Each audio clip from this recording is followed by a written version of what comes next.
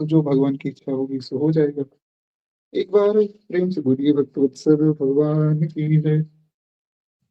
तो हम लोग कल की कथा में श्री गुरु महिमा सुन रहे थे। हमने सुना था किस प्रकार से कौन गुरु हो सकते हैं, गुरुदेव के प्रति श्रद्धा क्यों होनी चाहिए, गुरुदेव की बात में किस प्रकार से हम श्रद्धा रखें, किस प्रकार से उनकी बात को समझें और उनमें और भगवान में किस प्रकार अभेद समझे।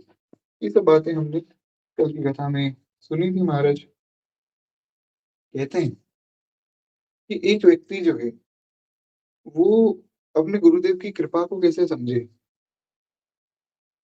तो इसका बड़ा सुंदर उत्तर श्री महाराज जी ने दिया। कहते हैं कि गुरुदेव श्री विठलनाथ जी ने श्री तीर्थ स्वामी को शरणागति से पहले अपना बना लिया, क्योंकि वे अवतारी पुरुष थे। इनकी कथा आती है श्री विठलनाथ जी और श्री शीत स्वामी जी की, बड़ी सुंदर कथा है।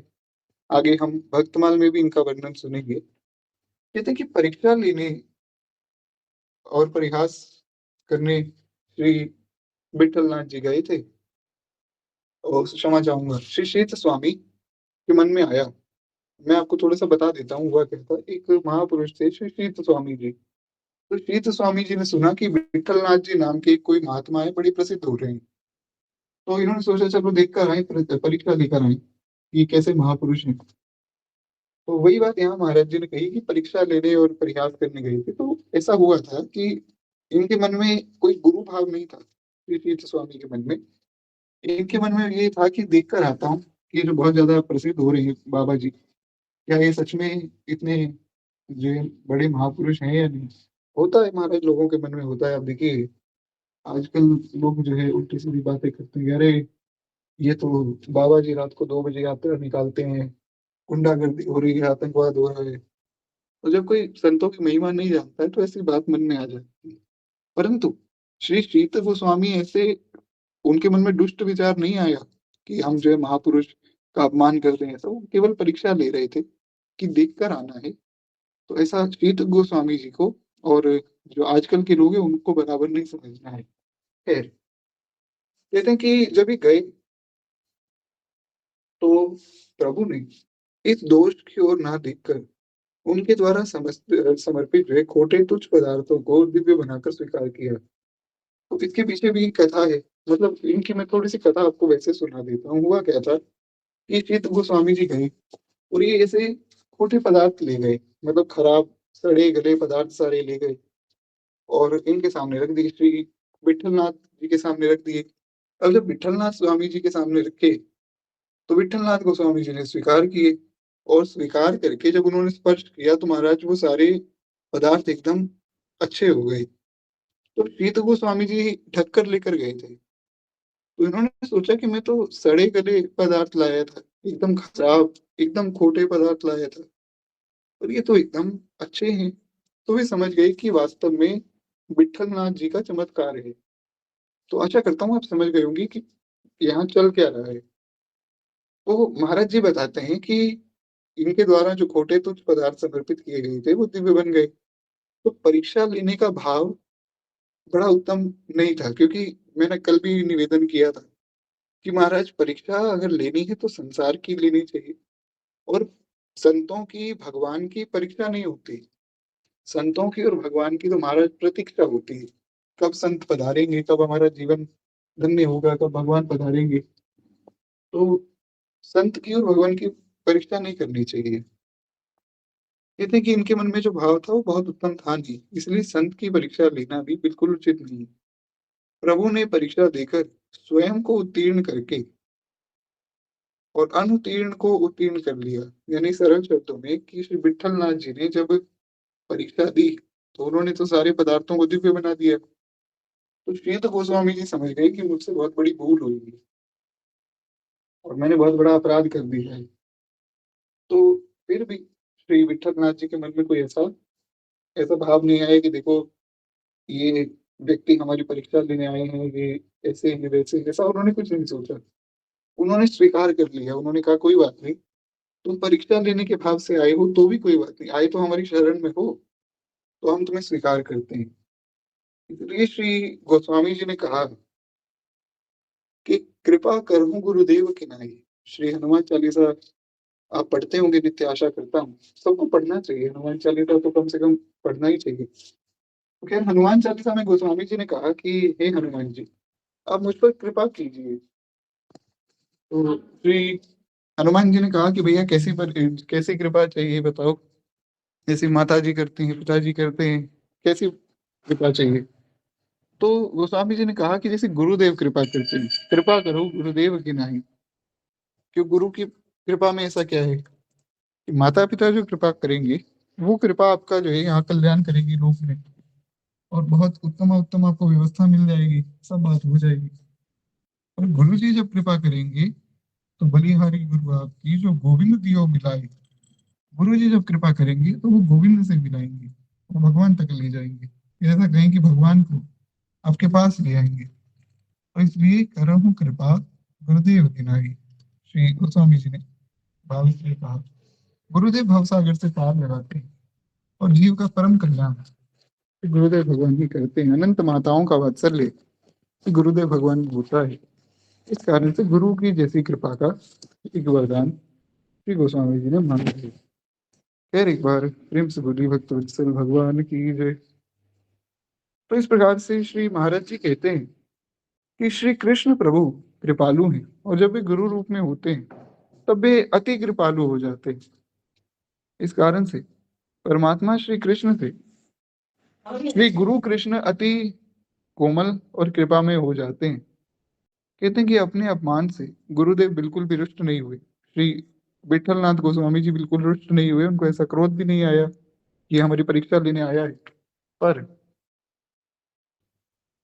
कहते हैं क्योंकि उन्होंने वेद के मार्ग की रक्षा का प्रण लिया है, और ये उनका जो है कार्य है, तो गुरु अपमान से शंकर जी रुष्ट हो जाते हैं। क्योंकि शंकर जी का ये कर्तव्य है कि वेद का जो मार्ग है वो बचा रहना चाहिए। क्योंकि अगर शंकर जी को क्रोध नहीं आएगा ना, तो सब शिष्य ये सोचेंगे कि चलो क्या है, गुरु जी का अपमान कर दो, कोई उसमें गुरु जी को गुस्सा तो आएगा नहीं, तो गुरु जी कुछ ऐसा उल्टा सीधा हमें कहेंगे नहीं, कोई श्राप मिलेगा नहीं, तो हमारी कुछ हानि तो होने वाली नहीं, तो अपमान भी कर दिया तो क्या हो गया। तो इस कारण से भगवान शंकर जो है उनको क्रोध आ जाता है, कोई भी व्यक्ति अगर गुरु निंदा करता है तो कहते हैं इस प्रकार शंकर जी को बहुत क्रोध आया, और कहते हैं कि शंकर जी ने उनको श्राप दे दिया।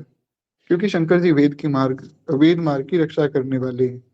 और यही बात काकभुशुंडी जी के साथ भी हुई। काकभुशुंडी जी ने अपने गुरु जी का अपमान किया। काकभुशुंडी जी माला जप रहे थे और उनके गुरु जी आ गए। जब गुरु जी आए तो काकभुशुंडी जी उठे नहीं, बल्कि और तेज जो है माला जपने लग गए। तो शंकर जी ने श्राप दे दिया, और शंकर जी ने कहा कि अगर मैं तुम्हें श्राप ना दूं तो मेरा जो वेद का मार्ग है उसकी हानि हो जाएगी। इसलिए शंकर जी ने वहां श्री काकभुशुंडी जी को श्राप दिया है। इसी प्रकार से जो है यहाँ भी ये सारी बात हुई।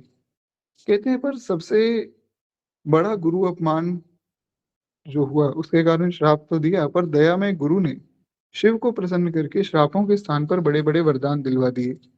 गुरुदेव ने अपने कल्याण के लिए कुछ भी नहीं मांगा, पर शिष्य के कल्याण के लिए सब कुछ मांग लिया। तो ऐसे गुरुदेव तत्व को साष्टांग दंडवत प्रणाम हमें करना चाहिए, क्योंकि गुरुदेव तो सभी संत गुरुदेव ही है ना, संत सवे गुरुदेव हैं। तो जो गुरु तत्व है वो वास्तव में ऐसा ही है, वो चाहे कोई भी संत हो, सबके अंदर ऐसी ही दया है। इसलिए हमें गुरु तत्व को प्रणाम करना चाहिए। बार प्रेम से बोलिए कि सद्गुरुदेव भगवान की जय। तो इस प्रकार से कहते कि महाराज गुरुदेव ब्रह्मा विष्णु महेश हैं साक्षात, ये तो सत्य ही है। पर मुझे श्रद्धालु शिष्यों में ही गुरु तत्व दिखाई देता है। एक बड़ी विशेष बात महाराज जी कहते हैं कि मुझे श्रद्धालु शिष्यों में ही गुरु तत्व दिखाई देता है। गुरु में विश्वास करके गुरुदेव को वैकुंठ से बुला लेने वाले, संत सेवा रहस्य को प्रकट करने वाले गुरु भक्त भी गुरु ही हैं। जो मतलब ऐसे संत जन, ऐसे भक्त जन हैं जिन्होंने वैकुंठ से गुरु जी को पुनः बुला लिया। अगर आपको याद हो तो हमने एक कथा सुनी थी जिसमें एक शिष्य रामत के लिए गए, तो गुरु जी ने कहा कि जब तुम वापस आओगे तब मैं तुम्हें एक रहस्य की बात बताऊंगा। तो गुरु जी ने ऐसी बात कही और वो शिष्य फिर चले गए। जब शिष्य वापिस आए तो उन्होंने सोचा कि पूछूं गुरुजी से कि गुरुजी क्या बात बतानी थी। पता लगा कि गुरुजी तो चले गए। तो वहां पर उस शिष्य ने अपनी श्रद्धा से गुरुजी को पुनः प्रकट कर लिया, पुनः बुला लिया। तो ऐसे जो शिष्य हैं उनकी श्रद्धा में भी गुरुत्व दिखता है। ऐसी बात श्री महाराज जी बताते हैं। कहते हैं कि गुरु में विश्वास ही वास्तव में गुरु तत्व है। गुरु वाक्य में विश्वास करके गंगा में गुरु तत्व का दर्शन करने वाले गुरु भक्त भी साक्षात गुरु हैं। जो इन्हीं शिष्य की आगे कथा आती है। इनके गुरुजी ने कहा कि भैया तुम ऐसा समझना कि गंगा में ही मैं हूँ। तो जब गुरुजी गंगा में एक दिन नहा रहे थे तो उस समय जो है गुरुजी ने कहा कि हमें कुछ वस्त्र दो। तो आपने गंगा जी से प्रार्थना की कि गंगा जी मैं आप में पाँव नहीं रख सकता हूँ क्योंकि आपको मैंने गुरु मान लिया। मेरे गुरुदेव की आज्ञा है कि आपको गुरु मानना है। तो गंगा जी में कमल प्रकट हो गए और कमल पुष्पों पर पांव रखकर आप गुरु जी को वस्त्र देकर आए। तो जिनकी ऐसी श्रद्धा है वास्तव में वो श्रद्धा भी गुरु तत्व ही है। श्रद्धा रूप में कौन है? श्रद्धा रूप में गुरु जी ही तो हैं। इसलिए गोस्वामी जी ने कहा कि भवानी शंकरो वंदे श्रद्धा विश्वास रूपिणो। गोस्वामी जी ने माँ भवानी, माँ पार्वती को श्रद्धा का स्वरूप बताया। तो और विश्वास का स्वरूप बताया शंकर जी को। तो श्रद्धा और विश्वास साक्षात गौरी शंकर है, यानी कि साक्षात भगवान ही, साक्षात गुरुदेव ही श्रद्धा और विश्वास है।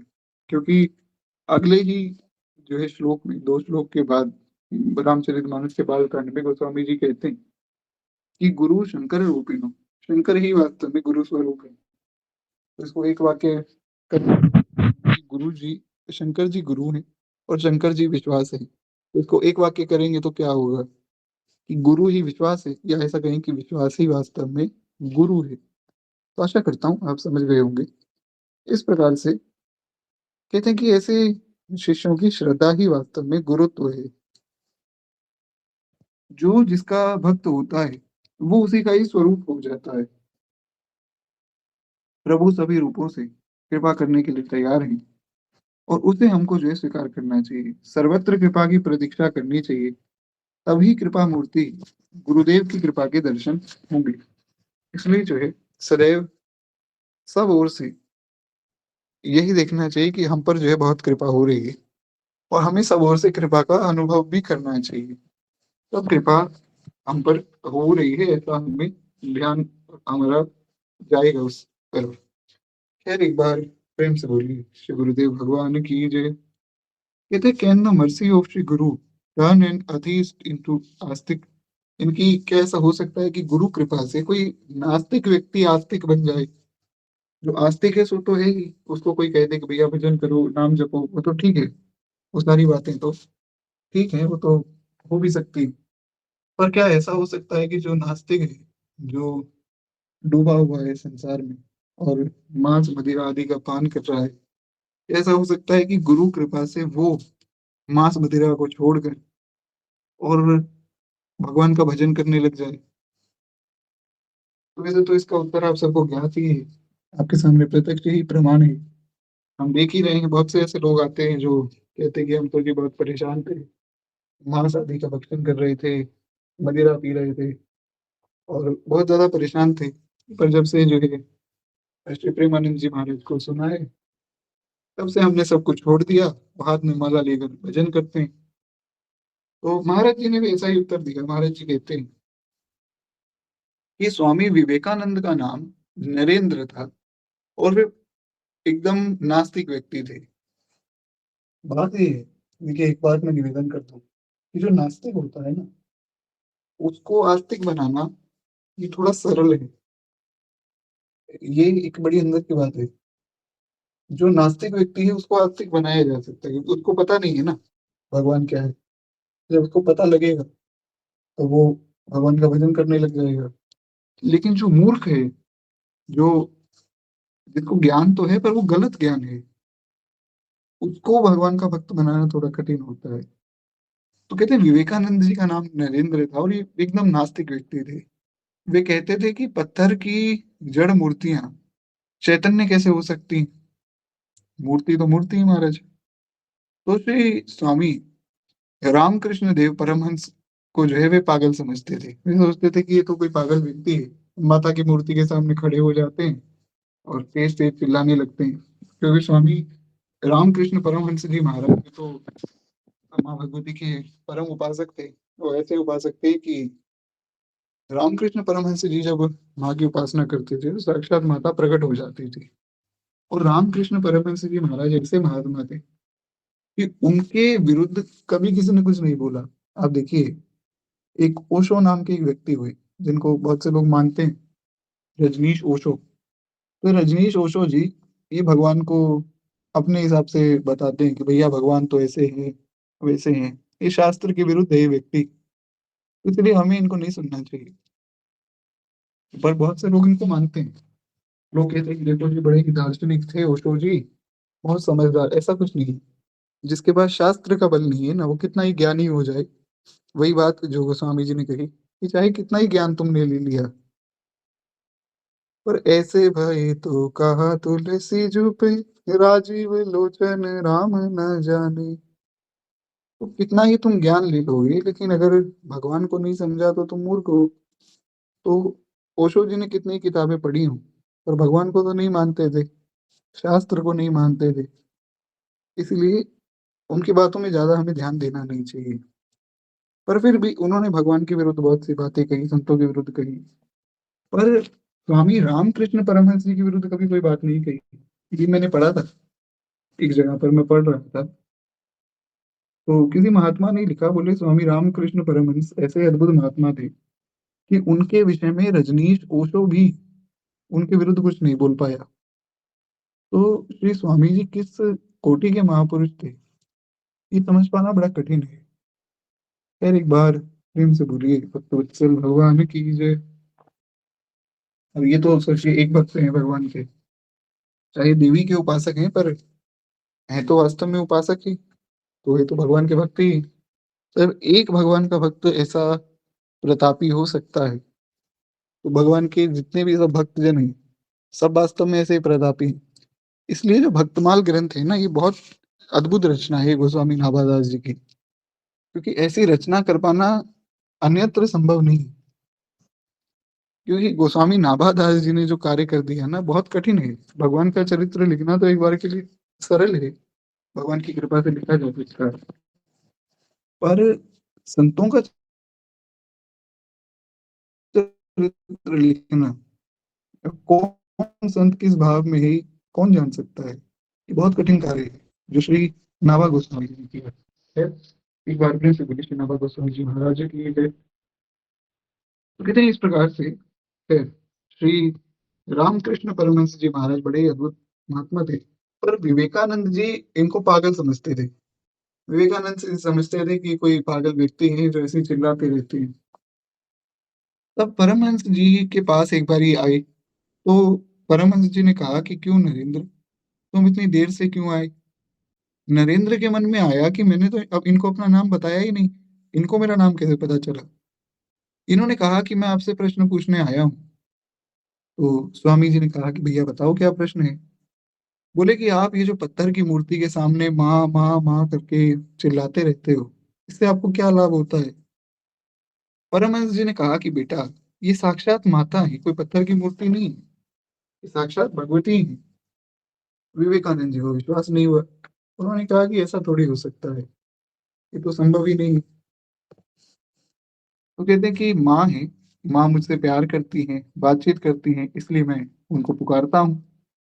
तो कृपा करके परमहंस जी ने कहा कि तुम माता जी के सामने बैठो, ध्यान लगाकर माँ माँ पुकारो,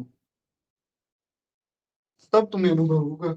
और हालांकि ये नरेंद्र जी जो थे, इनको कोई विश्वास तो नहीं हुआ उनकी बात का, पर इन्होंने कहा चलो ठीक है, अगर ये कह रहे हैं तो एक बार मैं करके देखता हूँ। क्योंकि अगर इनकी बात गलत निकली तो मुझे तो बहाना मिल जाएगा, तो मैं तो फिर इनको गलत प्रूव कर दूंगा ना। तो इसलिए ये बैठ गए माता की मूर्ति के सामने। नरेंद्र जी बैठे और बैठकर वैसे ही माँ माँ जी चिल्लाने लगे। नरेंद्र ने ऐसा ही किया और परमहंस जी ने माता जी से कहा कि माँ, इस बालक पर दया करो, इस बालक को जो है अपने रूप का दर्शन कराओ। तो जब समर्थ सदगुरु की कृपा प्राप्त हो गई, माँ को स्वामी रामकृष्ण परमहंस जी ने प्रार्थना कर दी। तो हुआ क्या कि उनकी प्रार्थना पर माता ने श्री स्वामी विवेकानंद जी के सिर पर हाथ रखा, और जब सिर पर हाथ रख दिया तो आपको उसी क्षण समझ आ गया, उनके मन में विवेक जागृत हो गया, और गुरु चरण रज के सिर पर लगते ही विवेकानंद जी, जो नरेंद्र जी हैं, विवेकानंद हो गए। गुरु जी के चरणों में प्रणाम किया। गुरु जी ने चरणों की रज जब ऊपर रखी तो ये नरेंद्र से स्वामी विवेकानंद हो गए, और पछताने लगे कि हाय हाय, मैं गुरु चरणों के प्रति ऐसी अश्रद्धा रखता था, मुझसे इतनी बड़ी भूल हो गई, हे गुरुदेव मुझे क्षमा कीजिए। तो जो नरेंद्र को स्वामी विवेकानंद बना दे, ये केवल और केवल गुरु चरणों का प्रताप है। उसके बाद तो आप जानते हैं स्वामी विवेकानंद जी महाराज तो देश विदेश में जा जाकर इस प्रकार से उन्होंने भारतीय संस्कृति की ख्याति को बढ़ाया है। तो ये सब जो है गुरु चरणों का प्रताप है, ये सब गुरु कृपा का प्रताप है महाराज। गुरु कृपा से सब संभव है। खैर, एक बार प्रेम से बोलिए श्री गुरुदेव भगवान की जय। इसलिए गोस्वामी जी ने कहा कि बंदो गुरुपद कंज, कृपा सिंधु नरूप हरि, महामोह तब पुंज, जासु रचन रवि कलि। सर्वप्रथम उन्होंने रामचरितमानस की पहली चौपाई में गुरु जी की वंदना की है। तो गुरु जी के प्रताप से ही सब मिलता है। गोस्वामी जी ने अनेक जगहों पर गुरु चरण रज की भी वंदना की, यानी कि गुरु जी के जो चरण हैं वे तो महाराज बहुत ज्यादा वंदनीय हैं ही, उनके विषय में तो क्या कहा जाए। पर जो गुरु जी के चरणों की रज है, उसके विषय में भी गोस्वामी जी ने बहुत विस्तृत भाव अपने दिए हैं। तो बहुत सुंदर सुंदर चौपाइयाँ उन्होंने, मान लीजिए आप हनुमान चालीसा पढ़ें तो हनुमान चालीसा में भी गोस्वामी जी ने यही कहा, श्री गुरु जी के चरणों की ही तो वंदना की, श्री गुरु चरण सरोज रज, उसमें रज की तो वंदना की है। तो इस प्रकार से गुरुदेव भगवान के विषय में वे किस भाव में है, किस कोटि के महापुरुष है, ये जान पाना समझ पाना बहुत कठिन है। तो खैर, गुरु तत्व बहुत गहन तत्व है महाराज। एक बार प्रेम से बोलिए श्री गुरुदेव भगवान की जय। इस प्रकार से स्वामी रामकृष्ण परमहंस जी महाराज ने नरेंद्र जी को विवेकानंद बना दिया। कहते हैं अगला प्रश्न, कहते हैं हाउ कैन वी सी भगवान डिवाइन लीलास, मतलब भगवान की जो दिव्य लीलाएं हैं उनको वो हमें कब दिखेंगी। तो ऐसा महाराज जी से प्रश्न किया तो महाराज जी बताते हैं कि श्री वल्लभाचार्य जी ने सूरदास के मुख से दीनता के पद सुने, तो बोले कि अरे, ये जीवा अपने दोषों का वर्णन करने के लिए क्यों जो है इस जीवा का प्रयोग करता है। इसके पीछे भी एक कथा है, मैं वो सुना देता हूँ थोड़ी सी। हुआ क्या कि ये सूरदास जी महाराज बहुत अच्छा गाते थे, इनका गला बहुत, इनका कंठ बहुत अच्छा था। तो श्री वल्लभाचार्य महाप्रभु एक बार, आपको पता लगा, तो ये सूरदास जी उनके चरणों में पहुंचे। पहुंचे तो श्री महाप्रभु ने कहा कि भैया कुछ सुनाओ। महाप्रभु की आज्ञा हुई तो सूरदास जी ने सुनाया, कौन कुटिल खल कामी मौसम, कौन कुटिल खल कामी, जेहि तन दियो बाहि बिसरायो, ऐसो नमक हरामी मौसम, कौन कुटिल खल कामी मौसम, कौन कुटिल खल कामी, भरी भरी उदर विषय को धावो, जैसे सूकर ग्रामी, हरिजन छाड़ी हरि विमुखन की, निस दिन करत गुलामी मौसम, कौन कुटिल खल कामी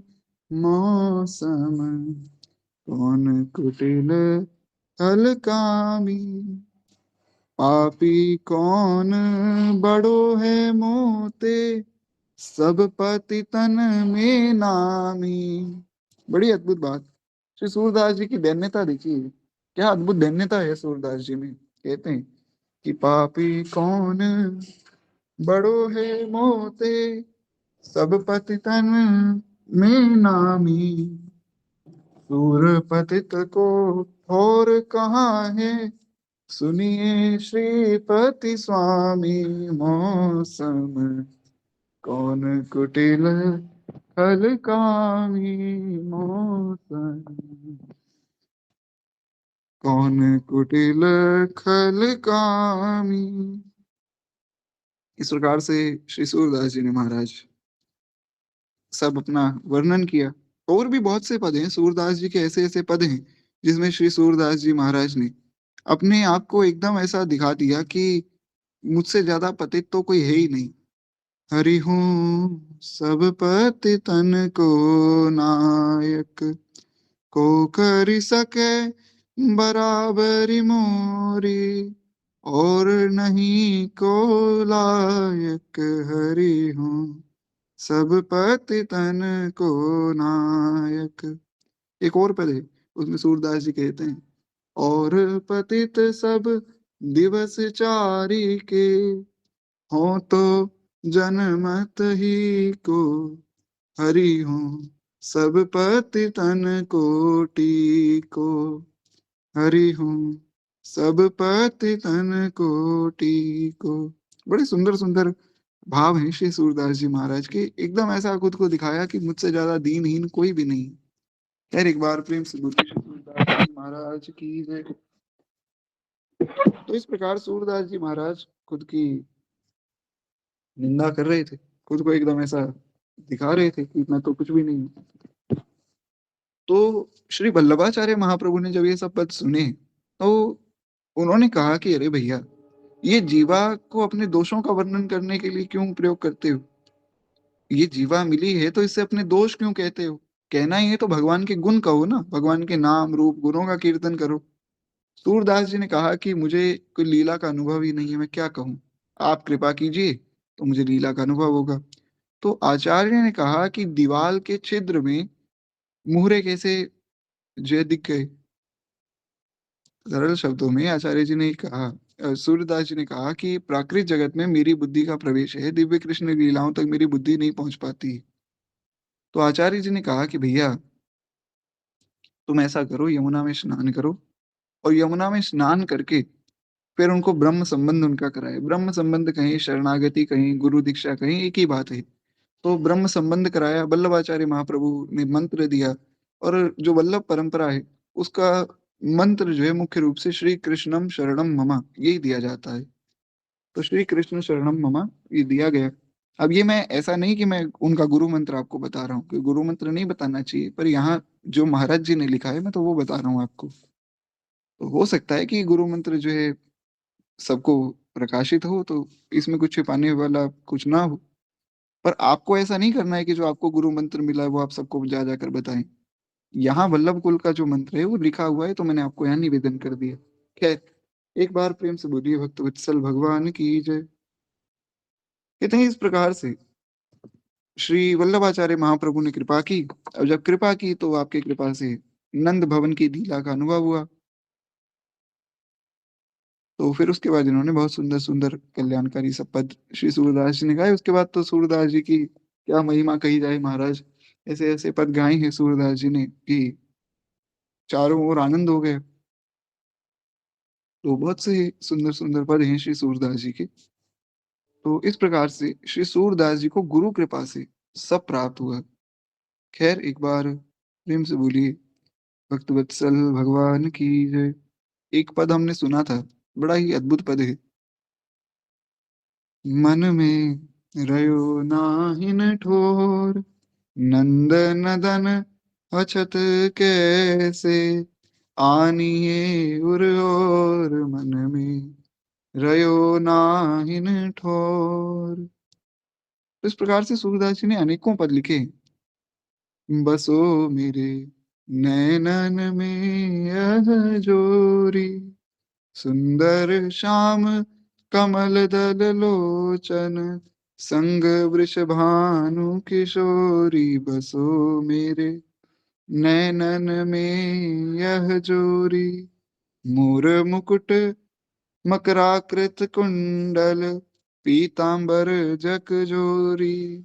सूरदास प्रभु तुम्हारे दरस को, काबरने मति थोरी। बसो मेरे नैनन में यह जोरी। तो ऐसे बहुत से सुंदर सुंदर श्री सूरदास जी के महाराज पद हैं। खैर, तो इस प्रकार से सूरदास जी पर कृपा हुई। एक बार प्रेम से बोलिए महाप्रभु श्री वल्लभाचार्य जी महाराज की जय। कहते हैं, how can be a house holder please भगवान। जो गृहस्थ हैं वो भगवान को किस प्रकार प्रसन्न करे। तो महाराज जी बड़ा सुंदर उत्तर देते हैं। वे कहते हैं कि देखो, सेवा के लिए भगवान की प्रतिमा है, पर प्रत्यक्ष सेवा के लिए अपने गुरुजन माता पिता हैं और ये वृद्ध हैं। इनकी भी तो सेवा भगवान की सेवा है ना। कोई कहे कि जी हम तो भगवान की बड़ी पूजा करते हैं, और उसके बाद जो है पूजा करने के बाद माता पिता को उल्टी सीधी बातें कहे, तो फिर वो कैसी पूजा कर रहा है। तो कहते हैं इसीलिए प्रत्यक्ष रूप में गुरुजन है, माता पिता हैं, वृद्ध जन हैं, गायें हैं, इन सब की सेवा करने से कृष्ण भक्ति मिलती है। तो और कुछ ना कर सके तो कम से कम माता पिता की सेवा तो हर व्यक्ति कर सकता है। तो कहते हैं यदि पिता माता संत विप्र वृद्ध गायें इनको कोई प्रसन्न कर ले तो समझो कि भगवान प्रसन्न हो गए। तो इतना ही करना है। कोई ब्राह्मण आ गए, कोई संत आ गए, उनको महाराज खूब प्रेम से उनकी सेवा हो, गो माता की नित्य सेवा हो, घर में वृद्ध जन है उनकी सेवा हो, माता पिता की सेवा हो, तो इनकी सेवा से समझना चाहिए भगवान प्रसन्न हो रहे हैं। खैर, इस प्रकार से गृहस्थ जन इस प्रकार से भजन करें तो उनका कल्याण होगा। कहते हैं, how does Shri Gurudev draw us towards भगवान आफ्टर दीक्षा। यानी कि दीक्षा जब हो जाती है व्यक्ति की, तो गुरु दीक्षा के बाद गुरुदेव हमें भगवान की तरफ कैसे लेकर जाते हैं। तो महाराज जी बताते हैं कि मानस जी की एक चौपाई है। ये चौपाई हमने पूर्व में भी बहुत बार इस पर चर्चा की है, तो विस्तार करने की आवश्यकता नहीं। कहते हैं, गुरु बिन भव निधि तरई न कोई, जो बिरंचि शंकर सम होई। गुरु के बिना इस भवसागर से पार होना संभव नहीं। महाराज जी कहते हैं कि मानस जी के उत्तर कांड में सदगुरु शरणागति को तिलक कंठी मंत्र आदि देकर उपासना मार्ग पर चलना सिखाते हैं, फिर जो है चलाकर प्रभु के निकट पहुंचा देते हैं।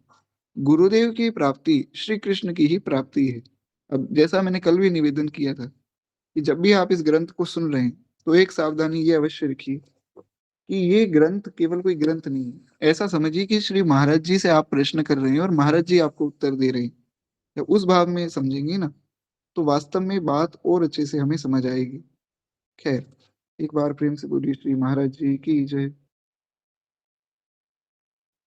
इसलिए जो है इस ग्रंथ में बहुत विस्तार की भी आवश्यकता नहीं। जैसे भक्तमाल में हम बहुत विस्तार में सुनते हैं बातें, इसमें क्या है कि महाराज जी ने स्वयं में इतना विस्तार कर दिया कि और अलग से विस्तार करने की कोई आवश्यकता ही नहीं। खैर, तो महाराज जी कहते हैं कि देखो, श्री गुरु की प्राप्ति श्री कृष्ण की ही प्राप्ति है। गुरु वही है जो भक्ति का उपदेश दे। लोक धर्म में कपट छोड़कर सत्य दया क्षमा उदारता को जो है जनता के साथ व्यवहार करना चाहिए। यानी कि सत्य दया उदारता आदि से सब के साथ जो है हमें व्यवहार करना चाहिए। और सभी देवों को श्री कृष्ण का अंग मानकर, यानी कि भगवान का भक्त सब देवों को मानना चाहिए और सब देवों का आदर करना चाहिए। इस प्रकार से किसी देवता का निरादर ना हो और सबको भगवान का ही अंग, भगवान की विभूति, भगवान का ही भक्त समझकर उनका भी आदर हमें करना चाहिए। तो इस प्रकार से कोई भेद बुद्धि कभी भी नहीं रहेगी। बिना भक्त माल के भक्ति रूप अति दूर है। क्योंकि ये सब बातें श्री गुरुदेव ही सिखाते हैं। हमारे सदगुरु का मुख्य जो है ये उपदेश है कि बिना भक्तमाल के भक्ति रूप अति दूर है। भक्तमाल में लोक शिक्षा का भी वर्णन है और भक्तमाल में परलोक शिक्षा का भी वर्णन है। सदगुरुदेव में श्रद्धा बढ़ाना, किसी भी कारण से श्रद्धा कम ना हो, ऐसा जो है ध्यान रखना चाहिए। जब प्रेम में कपट या स्वार्थ का लेश होता है तब प्रेम घटने लग जाता है।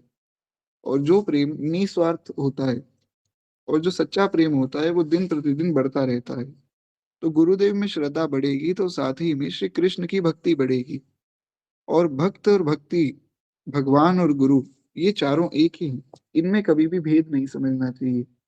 ऐसा जो है भक्तमाल का सिद्धांत श्री नाभा गोस्वामी जी ने दिया, तो इस सिद्धांत का पालन करना चाहिए। कहते हैं कि एक के हृदय में अगर निवास हो जाए, यानी कि भक्ति, भक्त, भगवंत और गुरु, इन चारों में से अगर एक का किसी के हृदय में निवास हो जाए, तो उसको इन चारों की ही प्राप्ति हो जाती है। बार-बार सत्संग में उपदेशों का श्रवण करने से भक्ति करने की इच्छा बढ़ती है। इसलिए भगवान की कथा को बार-बार, बार-बार सुनना चाहिए। और अगर भक्ति, भक्त, भगवंत और गुरु चारों में से अगर एक के प्रति भी पूर्ण रूप से शरणागत हो गए, तो चारों की ही भक्ति एक साथ प्राप्त हो जाएगी। इसलिए बारंबार कथा सुन के और बारंबार भगवान का नाम जप के गुरु की प्राप्ति की जा सकती है। इस प्रकार से श्री महाराज जी बताते हैं कि दीक्षा के बाद जो है गुरुदेव ही एक शिष्य को राह दिखाते हैं। वे ही उसको भगवान की और भगवान के भक्तों की भक्ति करने का सब उपदेश करके और उसको वास्तव में सद्मार्ग पर लेकर आते हैं। एक बार प्रेम से बोलिए श्री सद्गुरुदेव भगवान की जय। कहते हैं कि कैन अनर्थ निवृत्ति can be achieved by regulation of mind and senses, यानी कि इंद्र निग्रह से अनर्थ की निवृत्ति क्या हो सकती है? तो कहते हैं कि शरीर तो नाशवान है, ये कभी भी एक सा नहीं रह सकता है। शरीर पहले जो है बाल्य अवस्था में होता है, बाल्य अवस्था के बाद फिर किशोर अवस्था आती है, तो शरीर बहुत पुष्ट हो जाता है। पर जब यौवन अवस्था आती है तो और जो है शरीर शक्तिशाली हो जाता है। फिर जब वृद्धावस्था आती है तब व्यक्ति का शरीर धीरे-धीरे जीर्ण होने लग जाता है। तो इसी प्रकार से शरीर कभी एक सा नहीं रहता है और मन को एक सा रखना चाहिए। भक्त का मन शरीर की स्थिति के साथ बदलता नहीं है। उसे तो हमेशा उसका मन प्रभु में लगाए रखना चाहिए और प्रभु के नाम रूप का स्थान हमेशा उसके मन में होना चाहिए। इसमें सर्वोपरि है श्री गुरु की कृपा।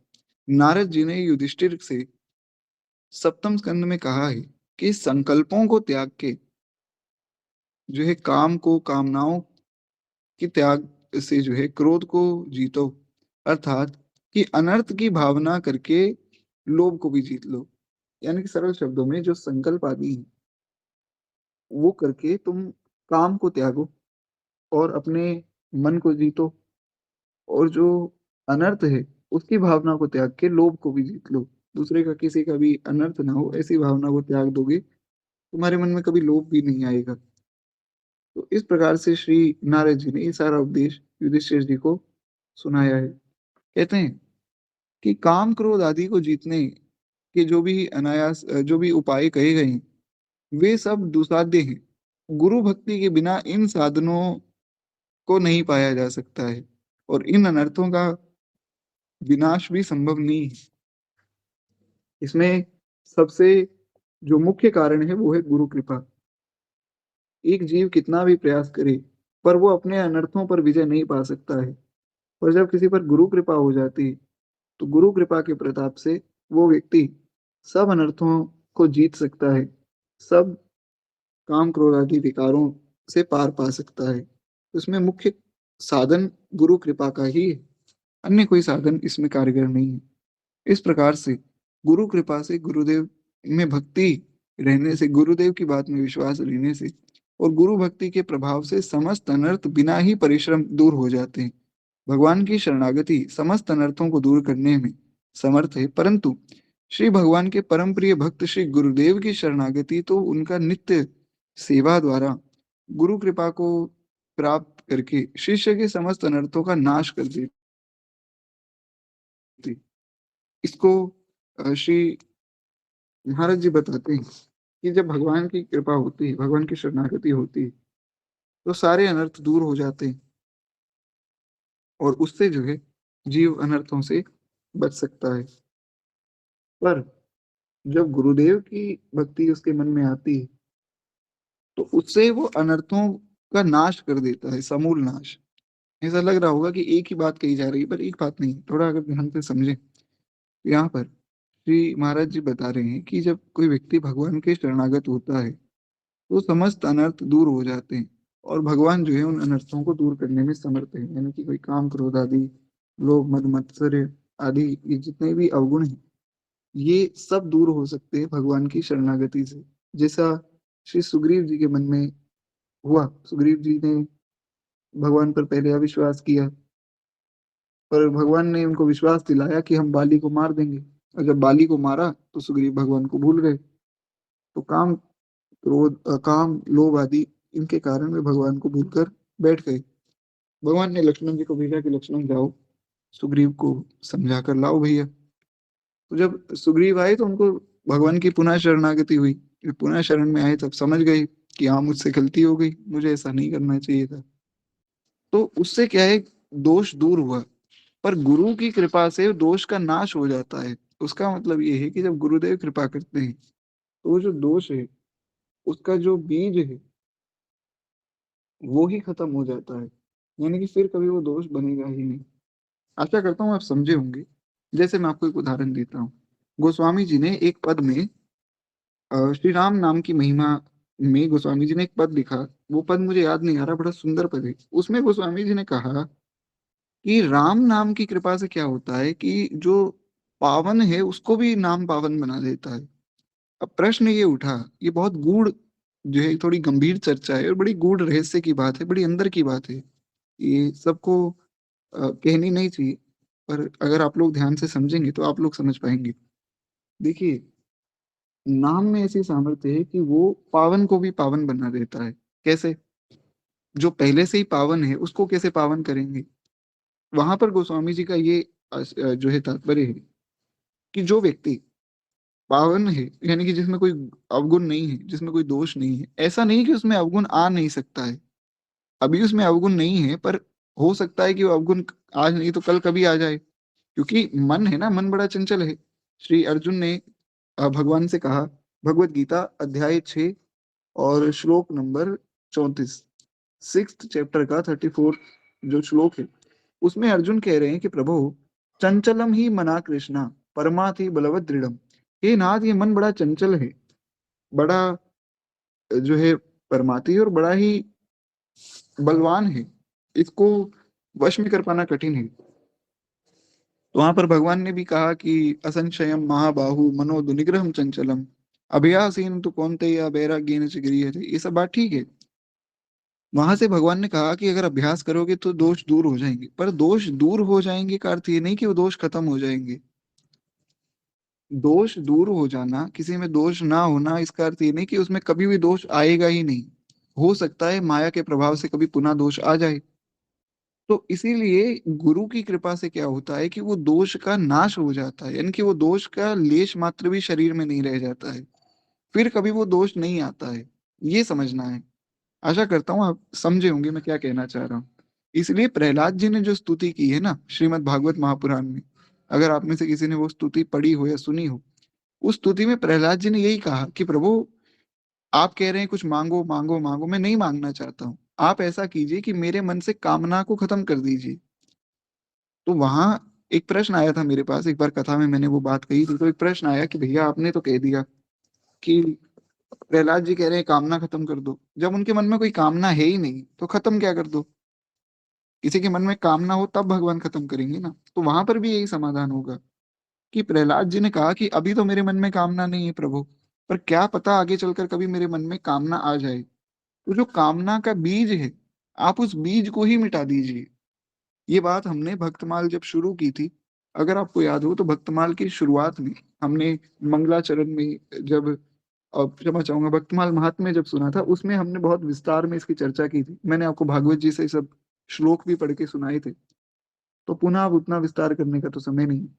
आशा करता हूँ आप लोग समझे होंगे कि यहाँ बात हो क्या रही है।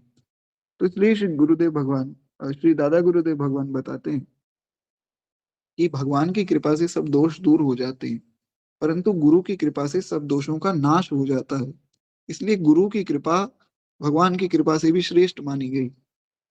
कहते हैं कि इस प्रकार से मन में जो है भक्ति की एकाग्रता और तल्लीनता से अनर्थों का नाश हो जाएगा। इस अवस्था में हुए कर्म बंधक कारण नहीं होंगे। जो अब जो व्यक्ति जो कर्म करेगा ना, क्योंकि अब वो सब दोषों से मुक्त हो चुका है, अब जो वो कर्म करेगा उसमें कोई बंधन नहीं है, उसमें कोई पाप पुण्य नहीं लगेगा, वो केवल भगवान के निमित्त होगा। महाराज जी कहते हैं कि देखो, कर्म करना चाहिए, परंतु सावधानी ये रखनी चाहिए कि वह कर्म बंधक कारण ना हो और निष्काम एवं प्रभु समर्पित कर्म ही होना चाहिए। भगवान को जो कर्म समर्पित किए जाते हैं और बिना किसी कामना के कर्म किए जाते हैं, वे बंधन कारक नहीं होते हैं। इसीलिए बंधक जो बंधन कारक कर्म है, उनसे बचना चाहिए। यानी कि सब कार्य एकदम निष्काम भाव से और भगवान को समर्पित कर देने चाहिए। कहते हैं कि कटहल का जो शाक है, वो बनता है और उससे कटहल जो है वो काटते छिलते हैं। उस समय जो कटहल का दूध है वो हाथों में चिपक जाता है, जो बड़ी कठिनाई से छूटता है। तो कटहल को काटना छिलना है पर दूध हाथ में ना चिपके, इसके लिए लोग हाथ में तेल लगा लेते हैं। तो तब जो है जब हाथ में तेल लग गया तो वो दूध हाथों में चिपकता नहीं। इसी प्रकार से कर्मानुष्ठान करना है पर उसमें जो है सावधानी ये रखनी चाहिए कि उसमें हमारा कोई भावना, हमारी काम की कोई भावना ना हो कि ये हो जाए, वो हो जाए, ये ना हो। तो इस प्रकार से जब कर्म करेंगे तो कर्म करते हुए भी आप कर्म के बंधन में नहीं फँसेंगे। तो इस प्रकार से यहाँ सब बात कही गई। खैर ये प्रश्न बड़ा सुंदर प्रश्न था। आशा करता हूँ आप इसको अच्छे से समझे होंगे। ये प्रश्न बड़ा अद्भुत है महाराज। खैर एक बार प्रेम से बोलिए श्री महाराज जी की जय। बात ये है कि महाराज जी ऐसे-ऐसे कठिन प्रश्नों का उत्तर भी बड़ी सरलता से दे देते हैं। ये वास्तव में जो है महाराज जी की कृपा है। खैर अगला प्रश्न पर हम बढ़ते हैं। कहते हैं कि is it mandatory to accept spiritual master outwardly by taking diksha? यानी कि क्या दीक्षा लेना क इतना कोई आवश्यक है? तो कहते हैं कि देखो, श्री रामानंदाचार्य भगवान के शिष्य हुए रैदास, कबीर, इनको आकाशवाणी ने श्री पीपा जी को जो है देवी जी ने और श्री धन्ना जी को स्वयं भगवान ने आदेश दिया कि काशी में जाकर रामानंद जी से तुम जो है गुरुता स्वीकार करो, उनके शिष्य बनो। सरल शब्दों में जो श्री रामानंदाचार्य भगवान जब आए ना, तो श्री रैदास जी और कबीर जी ये तो अलग ही रास्ते पर थे ना। कबीर जी तो जो है मुस्लिम व्यक्ति के घर में थे। तो कबीरदास जी रामानंदाचार्य जी के शिष्य कैसे बन गए? तो हुआ क्या था, आकाशवाणी हुई थी। आकाशवाणी में कबीरदास जी को भगवान ने उपदेश दिया कि जाओ और श्री रामानंद स्वामी के शिष्य बन जाओ। रैदास जी के साथ भी ऐसा हुआ। श्री पीपा जी महाराज बड़े अद्भुत जो है शिष्य हुए श्री स्वामी जी के, तो उनको देवी जी ने उपदेश किया था। धन्ना जी को स्वयं भगवान ने उपदेश किया। पीपा जी की भी बड़ी सुंदर कथा है। पीपा जी देवी के उपासक थे। देवी को कहा कि देवी मुझे मोक्ष का मार्ग बताइए। देवी ने कहा कि जो है कल्याण का मार्ग तो केवल भगवान बता सकते हैं। तो इसलिए रामानंद जी की शरण में जाओ। श्रीमदाद्य रामानंदाचार्य भगवान तुम्हारा कल्याण करेंगे। धन्ना जाट जी तो भगवान के भक्त थे। धन्ना जाट जी की कथा तो आप सब जानते ही। उनको एक पंडित जी ने कह दिया कि भैया ये जो है भगवान है, इनका तुम इनको भोग लगाकर खुद प्रसाद पाना, इतना ही तुम्हारा नियम है। भगवान के सामने बैठे रहे, भगवान आए, भगवान भोग लगाते थे रोज। रोज भगवान आते, धन्ना जी के साथ में खाते थे। तो धन्ना जी को भगवान ने ही प्रेरित किया कि भैया जाओ और श्री रामानंदाचार्य भगवान से तुम जो है दीक्षा ग्रहण करो, उनसे शरणागति लो, फिर तुम हमें अचल रूप में पा सकते हो। अभी तो हम आ रहे हैं, जा रहे हैं, किसी दिन ऐसा हो कि हम गए और वापिस ही ना आए तो बोले फिर प्रभु आपको मैं कैसे पाऊँ? तो बोले रामानंदाचार्य जी से तुम जो है दीक्षा लो, फिर उससे फिर हम तुम्हें प्राप्त हो जाएँगे, ऐसा। तो इस प्रकार से ये जो कथाएँ हैं ना, ये हम विस्तार में आगे भक्तमाल में सुनेंगे। तो ऐसा कोई मन में ये विचार ना करे कि अगर किसी को समझ ना आई, तो निश्चिंत रहिए, आगे ये सब कथाएँ आएँगी। खैर कहते हैं, इससे आचार्य का महत्व तो सिद्ध होता ही है और इसमें ये सिद्धांत भी जो है निष्पन्न होता है कि गुरुदेव से दीक्षा ग्रहण किए बिना या वैष्णवता जो है पूर्ण नहीं होती, भक्ति पूर्ण नहीं होती। इसलिए गुरु से दीक्षा तो ग्रहण करनी ही पड़ेगी। कहते हैं प्रभु का कथन है कि मूर्ति में मैं हूँ, गुरुदेव में मैं हूँ, भक्तों में मैं हूँ। साधक को इस प्रकार से विश्वास प्राप्त करने के बाद क्रमशः मैं उसे ये ज्ञान देता हूँ कि मुझे वो सदा सर्वथा सर्वत्र देखे। कहते हैं जब तक सर्वत्र मुझे नहीं देखता है, तब तक जो है मेरी आराधना भक्ति पूरी नहीं होती। भगवान की पूर्ण निष्ठा, पूर्ण भक्ति कब मानी जाएगी? जब हर रूप में भगवान दिखाई देंगे। इसलिए गोस्वामी जी ने कहा कि सिय राम मैं सब जग जानी, करहूँ प्रणाम जोर जुग पानी। इससे ये सिद्ध हो गया कि गोस्वामी जी एक पूर्ण भक्त हैं। गोस्वामी जी भक्ति की चरम अवस्था पर हैं। ऐसा जो है गोस्वामी जी के इस सिद्धांत से यहाँ पुष्ट होता है। खैर एक बार प्रेम से बोलिए श्री गोस्वामी तुलसीदास जी महाराज की जय। तो इस प्रकार से यहाँ सब बात श्री दादा गुरुदेव भगवान भी कह रहे हैं। कहते हैं कि देखो, जो व्यक्ति दीक्षा नहीं लेते हैं, उनके लिए एक और बात आई। अब वो मुझे श्लोक तो याद नहीं आ रहा है। एक बड़ा सुंदर जो है श्लोक हमारे गुरुदेव भगवान बताते हैं। कहते हैं, जो व्यक्ति दीक्षा नहीं लेता है ना, उसका जीवन व्यर्थ माना जाता है। कोई मनुष्य का जीवन मिला और तुमने गुरु दीक्षा ग्रहण नहीं की, तो व्यर्थ है तुम्हारा जीवन। यानी सरल शब्दों में, जिसने गुरुदेव की प्राप्ति नहीं की। अब ऐसा कोई ना सोचे कि हमारी तो अभी तक दीक्षा हुई नहीं, तो हमारा जीवन व्यर्थ, ऐसा नहीं है। आप सब तो भगवान की बड़ी सुंदर कथा सुन रहे हैं, नाम जप आदि कर रहे हैं। दीक्षा भी हो जाएगी जब भगवान कृपा करेंगे। यहाँ बात उनकी हो रही है जो बिल्कुल ही विमुख हैं उनके लिए। खैर, कहते हैं कि देखो, जब तक व्यक्ति सर्वत्र भगवान को नहीं देखेगा, तब तक उसकी भक्ति पूर्ण नहीं होगी। सर्वत्र प्रभु दिखें, यही लक्ष्य होना चाहिए। इसकी सिद्धि के लिए पहले एक रूप में प्रभु का दर्शन हो, फिर धीरे धीरे अन्य अन्य रूपों में दर्शन हो, फिर एक स्थान पर सिद्ध होने के बाद दूसरे स्थान पर प्रभु का दर्शन करना चाहिए, फिर तीसरे स्थान पर करना चाहिए। इस प्रकार सब जगह फिर प्रभु का ही दर्शन होगा। खैर, एक बार प्रेम से बोलिए श्री सदगुरुदेव भगवान की जय। इस प्रकार से महाराज ये प्रश्न भी पूर्ण होता है। अगले प्रश्न पर हम बढ़े। कहते हैं, how does Guru guide the disciple on spiritual path.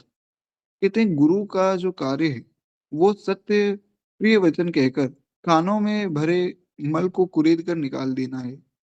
कानों से मैल निकालते समय कष्ट होता है, उसी प्रकार गुरुदेव भगवान सुखपूर्वक कानों में जो है भरे अनिष्ट शब्दों को निकाल देते हैं। यानी कि जो हमारे मन में अनिष्ट भावना, अनिष्ट शब्द सब भरे हैं, उनको गुरुजन निकाल देते हैं। गुरु कृपा से वो सब अनिष्ट खत्म हो जाते हैं। कहते हैं कि महाराज, फिर उनमें उत्तमोत्तम अमृतमय प्रिय वचन गुरुदेव भर देते हैं। तो ऐसे गुरु जो है नामक तत्व में परमात्मा शक्ति प्रकाशित होकर शिष्य का पथ प्रदर्शन करती है। यानी सरल शब्दों में, गुरु रूप में श्री भगवान ही अपने शिष्यों का पथ प्रदर्शन करते हैं।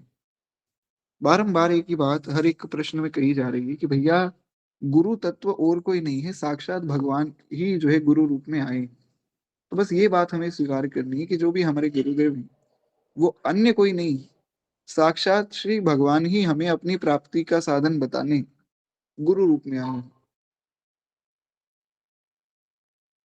है। तो इस प्रकार से कहते हैं कि गुरु कृपा से शास्त्रों का अर्थ और जो है अपने आप शिष्यों के पास आ जाता है। इससे गुरु की उपासना ईश्वर उपासना ही है। जो गुरु की उपासना करता है, वास्तव में वो ईश्वर की ही उपासना कर रहा है। यानी कि ऐसा ना हो। देखिए, इसमें भी एक बात मैं निवेदन कर दूं। जो गुरु ये कह रहा है कि भैया मेरी उपासना कर लो तो तुम्हें सब मिल गया, तो भगवान, कोई भगवान नहीं है, तुम बस मुझे ही भजो, मेरा ही भजन करो, वो गुरु नहीं है, वो मूर्ख है। पर जो गुरु ये कहे कि हमने आपको भगवान से जोड़ा है, अब आप भगवान की शरण में हैं, वो वास्तव में गुरु हैं। तो जब आप उन गुरु की पूजा करेंगे ना, उन महात्मा, उन संत की पूजा करेंगे, तो वास्तव में भगवान प्रसन्न हो जाएंगे, क्योंकि उनकी पूजा से भगवान की पूजा हो जाती है। गुरु जी को ये नहीं समझना चाहिए कि हम ही भगवान हैं। गुरु जी को तो ये समझना चाहिए कि हम एक साधारण मनुष्य हैं। पर शिष्य को ये समझना चाहिए कि मेरे गुरुदेव ही भगवान हैं। तो ऐसे जो गुरु हैं, उनकी पूजा करने से भगवान प्रसन्न हो जाते हैं। और बाकी तो बात सारी श्रद्धा की है भैया। जिसमें श्रद्धा है, वो अपना कल्याण करवा सकता है। जिसमें श्रद्धा नहीं है, उसको साक्षात भगवान प्रकट होकर भी नहीं समझा सकते हैं। तो सारा खेल श्रद्धा का है। जैसे एक बार एक कोई माता जी भगवान के मंदिर जा रही थी। अब माताएं तो स्वभाव से थोड़ी सी भोली होती हैं, उनको कोई कुछ भी कह दे वो मान लेती हैं। तो एक कोई चोर उनको मिला रास्ते में। तो चोर ने बढ़िया सुंदर एक साधु का वेश बनाया था, और वो बाबा जी का वेश बनाकर उसने सोचा कि ये माता जी हैं, इनको मैं लूट लेता हूँ। तो उसने क्या किया कि बाबा जी का वेश बनाकर बोला कि मैया, तुमको हम एक बढ़िया ज्ञान की बात बताएंगे, तुमको दीक्षा देंगे, तुम हमारे साथ चलो। तो एक घने जंगल में उनको ले गया, और घने जंगल में ले जाके उनको बांध दिया पेड़ से। पेड़ से बांधकर उनके सारे गहने और जो जो सामग्री थी सब चुरा ली, और बोला कि तुम यहीं रुकना, हम आ रहे हैं। वो जो देवी थी, जो माता जी थी, उन्होंने विरोध नहीं किया। उन्होंने कहा ठीक है, हमारे गुरुजी हैं जो कह रहे हैं सो ठीक है। तो वे बंधी रही पेड़ से। अब 1 दिन हो गया, 2 दिन हो गया, गुरुजी आए नहीं। तो फिर लोगों ने देखा कि कोई देवी इस पेड़ से बंधी है। लोगों ने जाकर पूछा कि क्या बात है? तुम्हें कौन बांध कर गया है? तो उन देवी ने बताया कि हमारे गुरुजी ऐसे-ऐसे हमको बोले हैं कि वो आएँगे, तो हमें यहाँ बांध कर गए हैं। तो लोगों ने कहा कि अरे मैया, वो कोई ठग था जो आपको आपका सोना और सब गहने सब ले गया और आपको यहाँ बांध के चला गया। आप समझ ही नहीं पाई। लाओ हम आपको खोल दें। तो माताजी बोली नहीं, तुम मुझे नहीं खोलोगे। मेरे गुरुजी आएँगे, वो खोलेंगे। तो सबने समझाया कि वो गुरुजी नहीं है, वो चोर है। बोले नहीं, वो गुरुजी हैं, वो आएँगे तभी खोलेंगे। नारद जी आए महाराज। नारद जी तो उस समय वहाँ विचरण कर रहे थे। नारद जी ने कहा क्या बात हो गई? ऐसी-ऐसी बात बताई। नारद जी ने अपनी दिव्य दृष्टि से देखा। नारद जी ने कहा कि मैं अपनी दिव्य दृष्टि से देख सकता हूँ कि वो कोई गुरु नहीं है, वो एक ठग था, जो इस प्रकार से सबको ही ठगता है। तो तुम जो है उसके चक्कर में यहाँ क्यों बंधी हो? अरे! यहाँ से छूटो, अपना घर जाओ, कुछ बढ़िया प्रेम से प्रसाद पाओ। तो वो माताजी बोली नहीं, मुझे मेरे गुरुजी खोलेंगे, जब गुरुजी आएँगे मैं तभी यहाँ से जाऊँगी। तो उनके मन में ऐसे ही श्रद्धा हो गई थी कि मैंने इनको गुरु मान लिया है, और गुरु कोई शरीर थोड़ी है। नारद जी ने समझाया कि वो चोर है। तो उन माताजी ने कहा कि जब मैंने उनको गुरु मान लिया, तो गुरु तो सर्वव्याप्त है, गुरु एक शरीर थोड़ी है। चाहे उस चोर के शरीर में हो, पर हैं तो हमारे गुरुजी। तो महाराज नारद जी की बात नहीं मानी, ब्रह्मा जी आ गए, उनकी बात नहीं मानी, स्वयं भगवान आ गए। भगवान ने कहा कि मैं खुद कह रहा हूँ, अरे जिसकी प्राप्ति का मार्ग बताने वो जा रहे थे, मैं खुद आया हूँ। मैं कह रहा हूँ कि तुम्हें वो तुम्हारे गुरुजी नहीं है, वो एक ठग है। वो माताजी नहीं मानी। जब वो नहीं मानी तो भगवान ने नारद जी को कहा कि भैया ढूँढ कर लाओ उस चोर को। ढूँढ कर लाए, उस चोर ने खोला। तो भगवान ने कहा कि अब इससे पूछ लो, ये कौन है? तो माताजी ने कहा प्रभु एक बात बताइए, जब इन्होंने मुझे बाँधा, तब इन्होंने कहा मैं भगवान से मिलाऊँगा। तो आज नारद जी, ब्रह्मा जी, शंकर जी और आप साक्षात मेरे सामने खड़े हैं, वो किसकी कृपा है? इनकी कृपा से ही तो मैं खुली हूँ। अगर ये ना होते, तो मैं तो मंदिर जा रही थी, शायद मुझे वहाँ आपका कुछ अनुभव ना होता। पर आज तो प्रत्यक्ष आप सामने खड़े हैं। तो इसीलिए जो श्रद्धा है वास्तव में, जो अभी महाराज जी ने कहा ना कि जो सच्चे शिष्य की श्रद्धा है, उसमें भी मुझे गुरुत्व दिखता है। महाराज जी की बात का ये आशय है। श्रद्धा से ही जो है व्यक्ति का कल्याण होता है। तो कहते हैं इसी प्रकार से जो शास्त्र गुरु कृपा पात्र शिष्य में श्रद्धा करने लगते हैं, तो उन श्रद्धावान शिष्यों के कारण ही उनका कल्याण होता है। खैर, एक बार प्रेम से बोलिए श्री सद्गुरुदेव भगवान की जय। इसलिए हमें ये समझना है कि हमारी श्रद्धा से कल्याण होगा। हाँ, इसका ये आशय नहीं है कि हम ऐसे किसी व्यक्ति को पकड़ लें और महाराज किसी को भी गुरु बना लें, बिल्कुल भी नहीं। गुरु तो प्रामाणिक व्यक्ति को ही बनाना चाहिए। बस उनकी बातों में श्रद्धा हो, और उनकी बात में श्रद्धा होगी तो आपका कल्याण हो जाएगा। तो कहते हैं ऐसे गुरु को सादर नमस्कार है। अगले प्रश्न की तरफ हम बढ़ें। तो कहते हैं how does the guru tattva become revealed to the disciple? ऐसा कब होगा कि जब गुरु तत्व को हम जानेंगे? कहते हैं गुरुदेव के सामने बैठे श्रद्धालु शिष्यों की शंकाएं अपने आप मिट जाती हैं। गुरु की महिमा बड़ी विचित्र है, जो शिष्य को भी एक दिन गुरु बना देती है। गुरु कौन है? इसका एक बड़ा सरल उत्तर दिया गया कि गुरु वही है जो शिष्य को भी गुरु बना दे, यानी कि जो उनकी शरण में जाए, वो उनको भी गुरु बना दे। तभी तो उसका गुरुत्व सिद्ध होगा ना। सोई जानई जेहि देहु जनाई, और जानई तुम्हें तुम्हें होई जाई। तब तो आपका गुरुत्व सिद्ध हुआ, तब तो आपकी भगवत्ता सिद्ध हुई। और वो कैसे भगवान है जो आपको अपना स्वरूप ही ना दे सके? तो इसलिए गुरु भी वही है जो आपको भी गुरु बना दे। कहते हैं स्नेही शिष्यों को गुरुजन गुप्त से गुप्त रहस्य बताते हैं, और भावना बढ़ाने के 7 स्थानों में गुरु का स्थान सर्वोपरि है। कहते हैं I have not found any guru yet, how can I start my spiritual journey? ये बहुत से लोगों का प्रश्न होता है, और बहुत सुंदर प्रश्न है। उन्होंने कहा कि एक साधक ने प्रश्न किया कि मुझे अभी मेरे गुरुजी मिले नहीं हैं। मैं बहुत से संतों को सुनता हूँ, समझता हूँ, पर अभी तक मेरी श्रद्धा एक जगह टिक नहीं रही। मैं किसको गुरु बनाऊँ, क्या करूँ? तो मैं कैसे भजन करूँ? आप मुझे वो बात बताइए। कहते हैं कि देखो, एकलव्य ने अपने अभ्यास में गुरुदेव की भावना भरकर सिद्धि प्राप्त की और गुरु की महत्ता इतनी है कि उन्हें ब्रह्मा, विष्णु और महेश कहा गया। तो इसीलिए जैसी भक्ति की आवश्यकता देवता के लिए है, वैसी ही गुरु के लिए है। जिनसे हमें ज्ञान, शिक्षा आदि की प्राप्ति होती है, वे हमारे गुरु हैं। माता-पिता आदि सब हमारे गुरु हैं। परिवार का गुरु जो कुल गुरु है, वो भी गुरु है। तो इस प्रकार से पैतृक रूप से हम उनके शिष्य बन जाते हैं। तो वे धार्मिक अनुष्ठान यथा समय कराकर कल्याण करते हैं। इसलिए अगर किसी को गुरु प्राप्ति नहीं हुई है, तो नाम जप करना चाहिए, कथा श्रवण आदि करना चाहिए और जो संत जन बतावें उस मार्ग पर चलना चाहिए।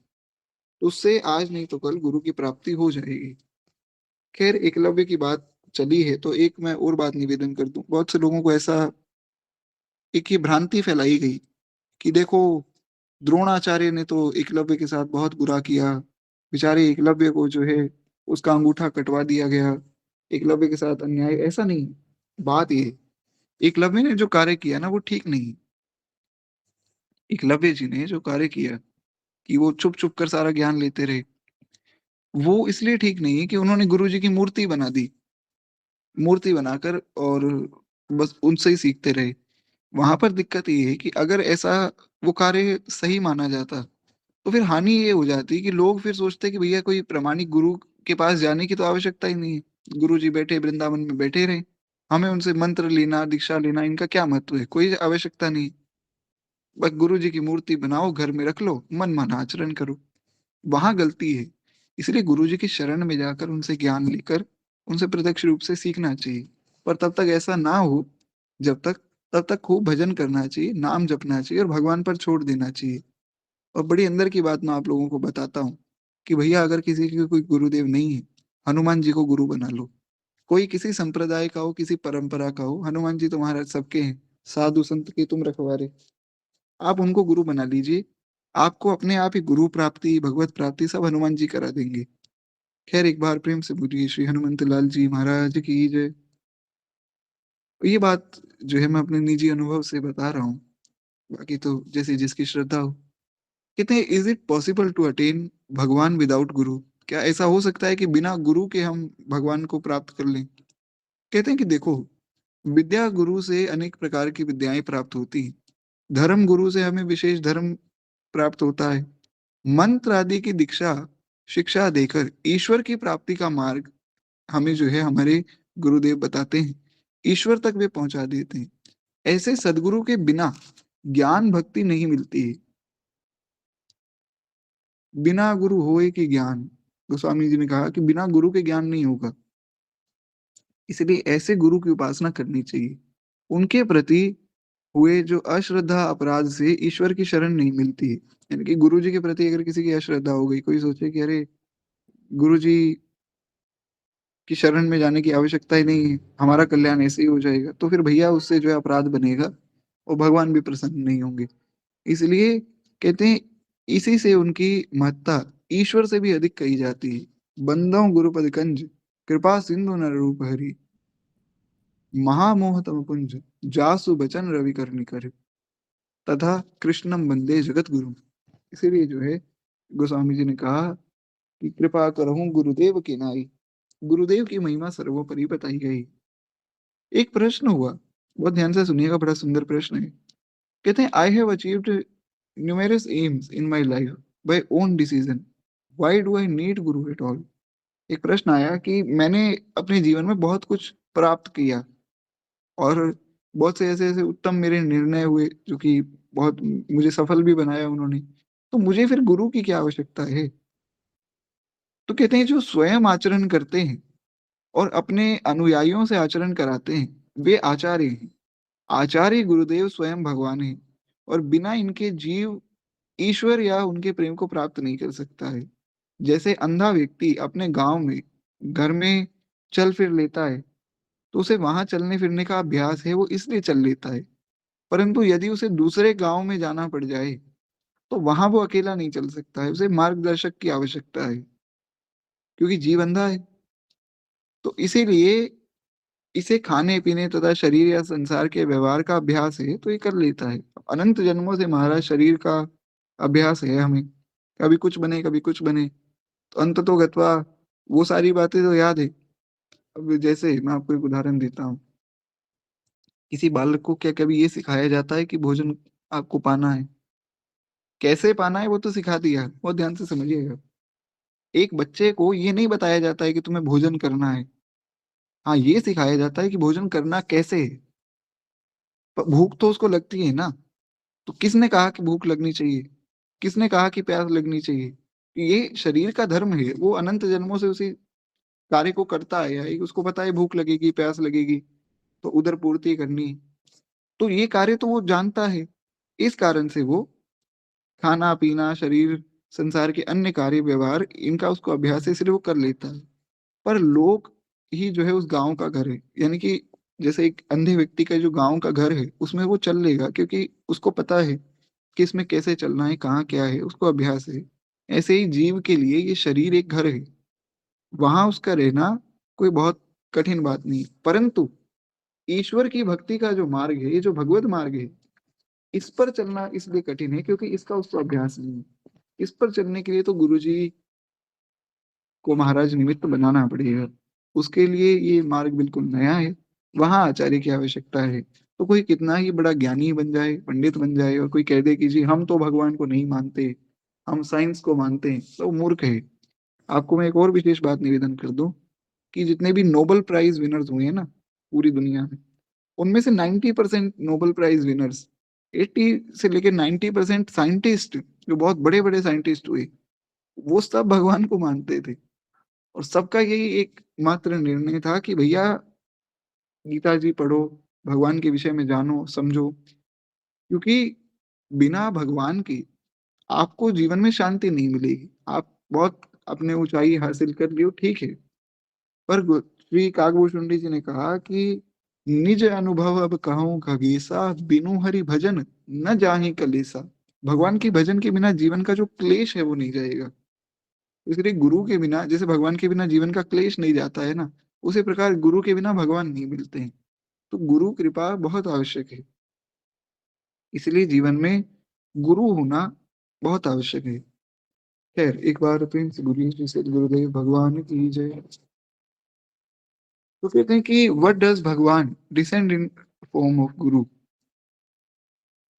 हाँ, मतलब भगवान जो है, वे गुरु के रूप में क्यों आते हैं? कहते हैं कि गुरु बिन भवनि तरई ना कोई, जो बिरंची शंकर सम होई। श्री रामानंद स्वामी श्री राम ही थे, पर वे वहां आकर एक भक्तवत जो है दयावत व्यवहार करते रहे। यानी कि ऐसा एक ये बात कही गई कि भैया भगवान ही गुरुदेव के रूप में आए। तो ये प्रश्न उठा कि जब भगवान गुरुदेव के रूप में आए तो क्यों आए? भगवान को आना तो भगवान के रूप में आ जाते। वो कह देते कि ये मेरी प्राप्ति का मार्ग है, चलो मैं तुम्हें को ले चलूं। एक भक्त के रूप में क्यों आए? क्योंकि गुरुजी भी तो भक्त हैं ना, तो वे अपने भक्त के रूप में क्यों आते हैं? तो उसका उत्तर यहाँ दिया जा रहा है कि जैसे श्री रामानंद स्वामी हैं, तो श्री रामानंदाचार्य भगवान तो साक्षात श्री राम है। रामानंद स्वयं रामो प्रादुर्भूत महीतले। तो कहते हैं वे स्वयं राम हैं, फिर भी वे इस पृथ्वी पर आकर भक्तवत दया जो है दासवत व्यवहार करते रहे। क्यों? दूसरों को सिखाने के लिए।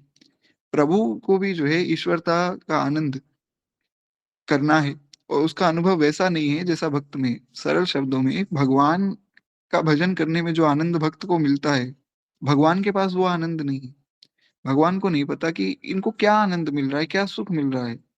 जैसे मैं आपको एक उदाहरण देता हूँ। आपने भगवान की एक छवि देखी होगी।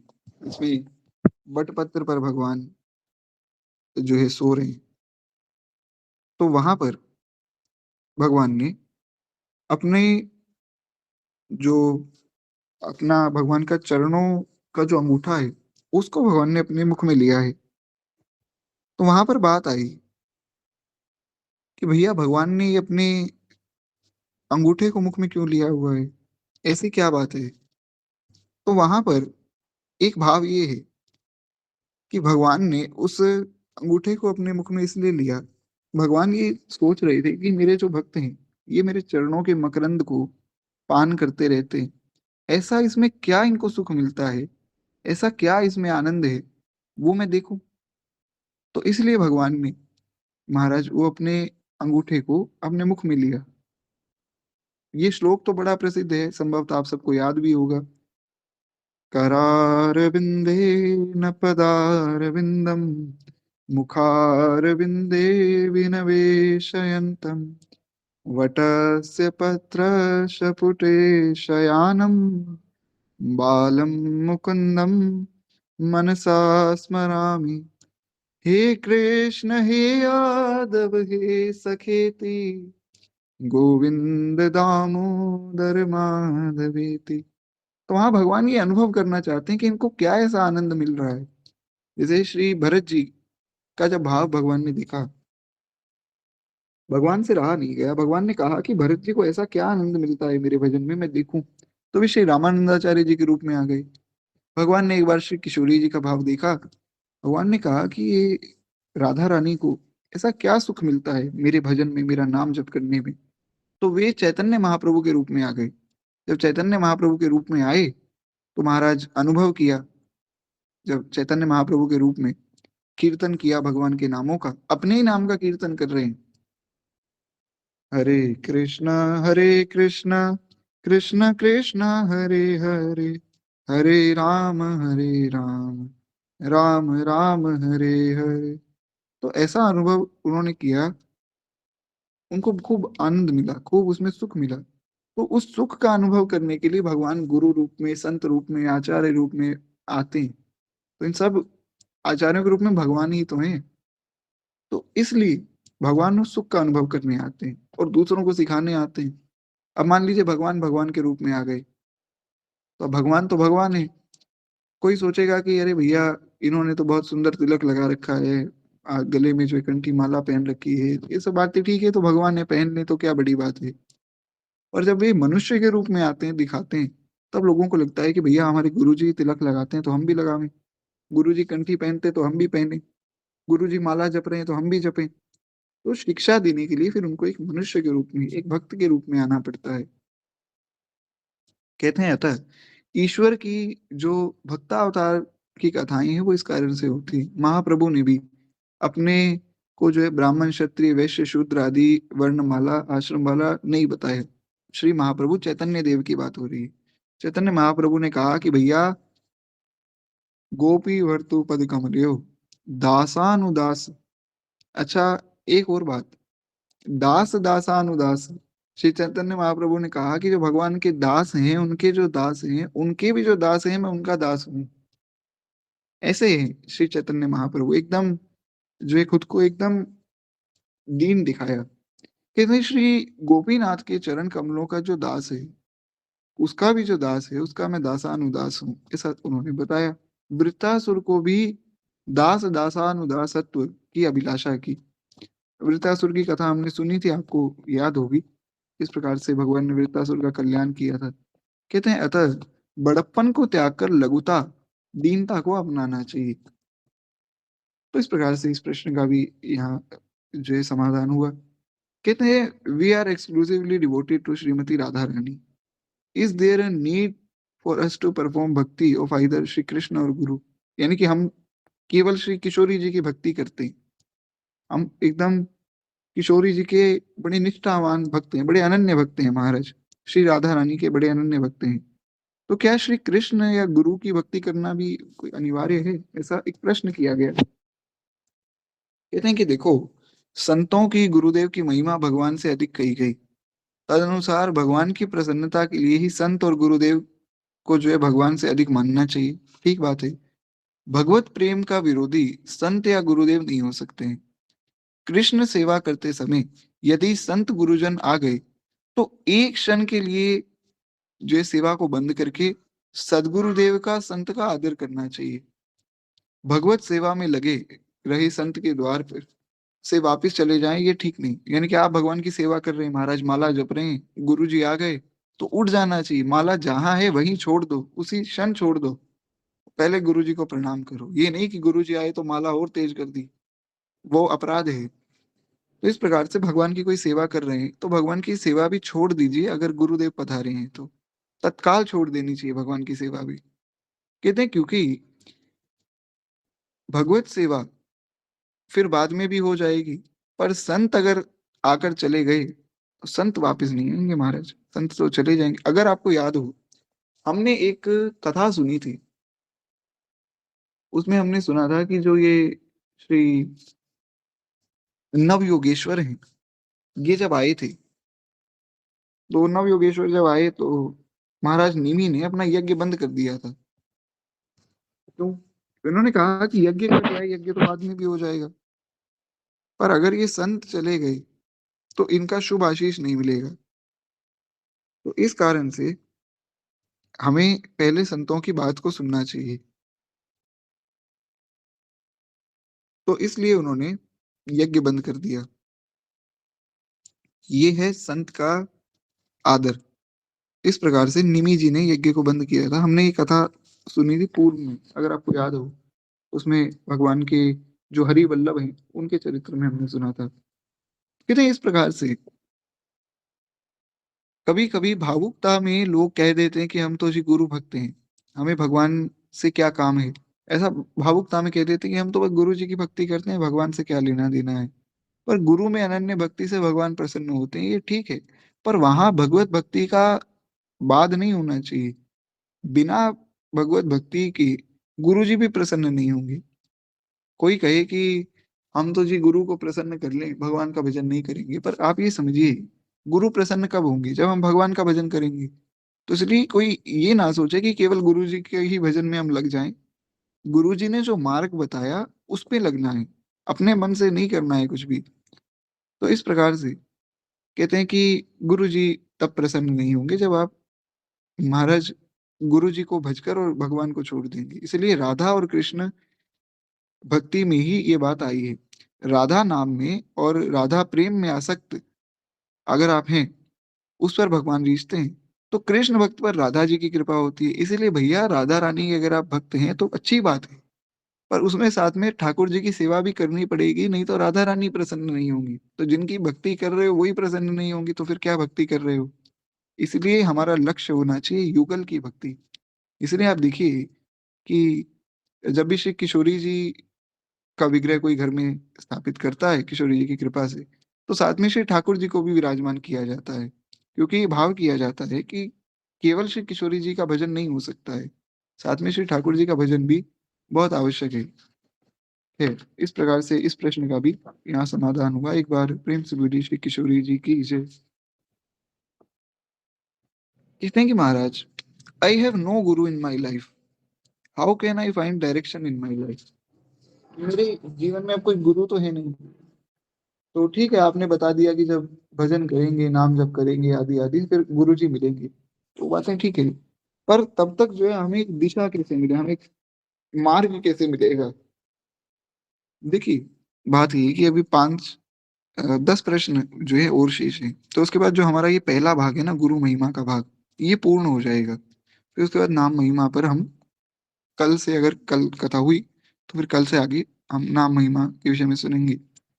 संभवतः कल तो कथा होगी ही, परसों से देखते हैं, अगर विश्राम रहेगा तो जैसा भी रहेगा मैं बता दूंगा ग्रुप में।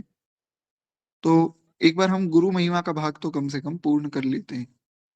कहते हैं कि कलयुग में श्रद्धा भक्ति सुरक्षित रहे तो समझो कि प्रभु की बड़ी कृपा है।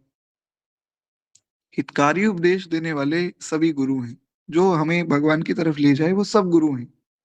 कहते हैं कि एक गुरुजन मूक उपदेश देते हैं, उनके सदाचार से शिक्षा मिलती है। एक गुरुजन जो है ऐसा उपदेश देते हैं कि वो उपदेश नहीं दे रहे हैं, सरल शब्दों में बोल नहीं रहे हैं, पर उपदेश दे दिया। कैसे? जैसे मान लीजिए आपने किसी संत को देखा, आप कहीं जो है कुंभ स्नान करने गए, आपने एक संत को देखा कि कुंभ स्नान करने जब वे गए तो पहले उन्होंने प्रयागराज कुंभ को प्रणाम किया, हाथ जोड़कर उनसे जो है विनती की कि हम स्नान करने आ रहे हैं, हमें क्षमा कीजिएगा। आपने ये देख लिया, आपने ये आचरण सीख लिया। अब आप किसी भी पवित्र नदी में स्नान कर रहे हैं तो आप ऐसे पहले प्रणाम कर रहे हैं, ये नियम है। ऐसा नहीं कि बस हम जो है गए और सीधा महाराज नदी के अंदर चले गए, वो नहीं, ये अशिष्टता है। कभी भी किसी पवित्र नदी में स्नान करना हो तो पहले नहाकर जाइए, पवित्र होकर जाइए, वहाँ जाकर फिर पहले प्रणाम कीजिए, हाथ जोड़कर प्रणाम करके गंगा जी हैं, यमुना जी हैं, उनको प्रणाम करके फिर जो है उनकी उनका आशीर्वाद लेकर फिर जो है आप डुबकी लगाइए। फिर वहाँ प्रणाम कीजिए, प्रणाम करके समापन कीजिए, आचमन कीजिए, आचमन आदि करने के बाद डुबकी लगानी चाहिए, फिर प्रणाम करना चाहिए। फिर जो है वस्त्र ओढ़कर बाहर आ जाना चाहिए, शरीर पहुँचना नहीं चाहिए। एक एक परंपरा है, एक नियम है। आपने ये समझ लिया, जिससे आपने प्रेरणा ली, वो भी आपके गुरु हो गए ना, उस भाग के गुरु तो वो हो गए। तो चाहे उन्होंने कुछ बोला नहीं पर उनके आचरण से शिक्षा मिली। तो ऐसे किसी के भी आचरण से शिक्षा मिले, उनमें गुरु भाव रखना चाहिए। कहते हैं वे बोलते नहीं हैं पर शिक्षा देते हैं। इसीलिए नदी, वृक्ष, संत आदि सब मूक उपदेष्टा हैं। नदी से शिक्षा लीजिए, वृक्ष से शिक्षा लीजिए, संत से शिक्षा लीजिए, तो वे वास्तव में सब गुरु ही तो हैं। इसलिए तो दत्तात्रेय भगवान ने सर्वत्र शिक्षा प्राप्त की है। तो जब तक गुरुजी नहीं मिल रहे हैं, तब तक भैया सबसे शिक्षा लो। जो अच्छी बात बतावे, भगवान तक ले जावे, उनसे शिक्षा लो। जो भगवान से दूर करे, उनमें भी गुरु भाव रखना चाहिए। कैसे? कोई व्यक्ति मान लीजिए, कोई एक व्यक्ति आपको मिला, जो किसी दूसरे व्यक्ति को, किसी गरीब व्यक्ति को मार रहा है, परेशान कर रहा है। तो आपने शिक्षा ले ली कि ये काम नहीं करना चाहिए, ये गलत काम है। इससे जो है किसी को कष्ट पहुँच रहा है तो हमें ये नहीं करना है। तो सबसे शिक्षा ली जा सकती है। हाँ, ये है कि वो शिक्षा भगवान तक ले जाने वाली हो। ऐसा ना हो कि आप किसी से कुछ भी शिक्षा ले लें। ये बात बहुत ध्यान से समझने वाली है, सावधानी रखनी चाहिए। एक बार एक प्रश्न आया था, एक माताजी ने कहा कि भैया मैं तो जो है कुरान पढ़ना चाहती हूँ। तो मैंने कहा कि ऐसी आपको क्या आवश्यकता पड़ गई? बोली देखिए, सब जगह ज्ञान बँट रहा है, सब जगह से ज्ञान लेना चाहिए। अच्छी बात है सब जगह से हम ज्ञान लें, पर भैया पहले हमारे जो जितने शास्त्र हैं सनातन धर्म के, उनको पढ़ लें। अगर उसके बाद हम बचें, हमारा जीवन अगर बचता है, तब कहीं हम आगे बढ़ें, क्योंकि हमारे यहाँ इतने शास्त्र हैं कि कोई बार-बार जन्म लेकर पढ़ना चाहे तो भी ना पढ़ पाए। तो कहने का आशय ये कि आप सबसे ज्ञान लीजिए, बहुत अच्छी बात। पर वो ज्ञान आपको भगवान से दूर ना कर दे, इसका भी ध्यान रखना है। वही ज्ञान उत्तम है जो भगवान के पास ले जाए। सा विद्या या विमुक्तये, जो विद्या मुक्त करती है वही विद्या है, बाकी सब अविद्या है। एक बार प्रेम से बोलिए भक्तवत्सल भगवान की जय। तो इस प्रकार से श्री दादा गुरुदेव भगवान ने इस प्रश्न का समाधान किया कि सबसे शिक्षा आप ले सकते हैं। कहते हैं we are unable to take direct physical association of our Gurudev. How to meditate on him and get his association. ये एक प्रश्न संभवतः आप सबके मन में भी होगा कि अब सब लोग जैसे किसी के गुरुजी वृंदावन में हैं, कोई महाराज बरसाना में है, कोई जगन्नाथपुरी में है, कोई चित्रकूट धाम में है, कोई अयोध्या जी में है। तो वहाँ तो सब जगह जाना तो संभव नहीं, वहाँ तो जा नहीं सकते और डायरेक्ट जो है उनकी फिजिकल कॉन्टैक्ट में भी नहीं रह सकते हैं। जो निज परिकर के लोग हैं वो तो उनके साथ रहते हैं, पर सब लोग थोड़ी गुरुजी के साथ हर समय रह सकते हैं। तो फिर हम उनके साथ कैसे रहें, उनका साथ कैसे पाएँ, उनमें किस प्रकार ध्यान लगाएँ? कहते हैं कि देखो, संत और शास्त्र बार-बार यही कहते हैं कि गुरुदेव ब्रह्मा हैं, विष्णु हैं, शिव हैं, उन्हें बार-बार प्रणाम है।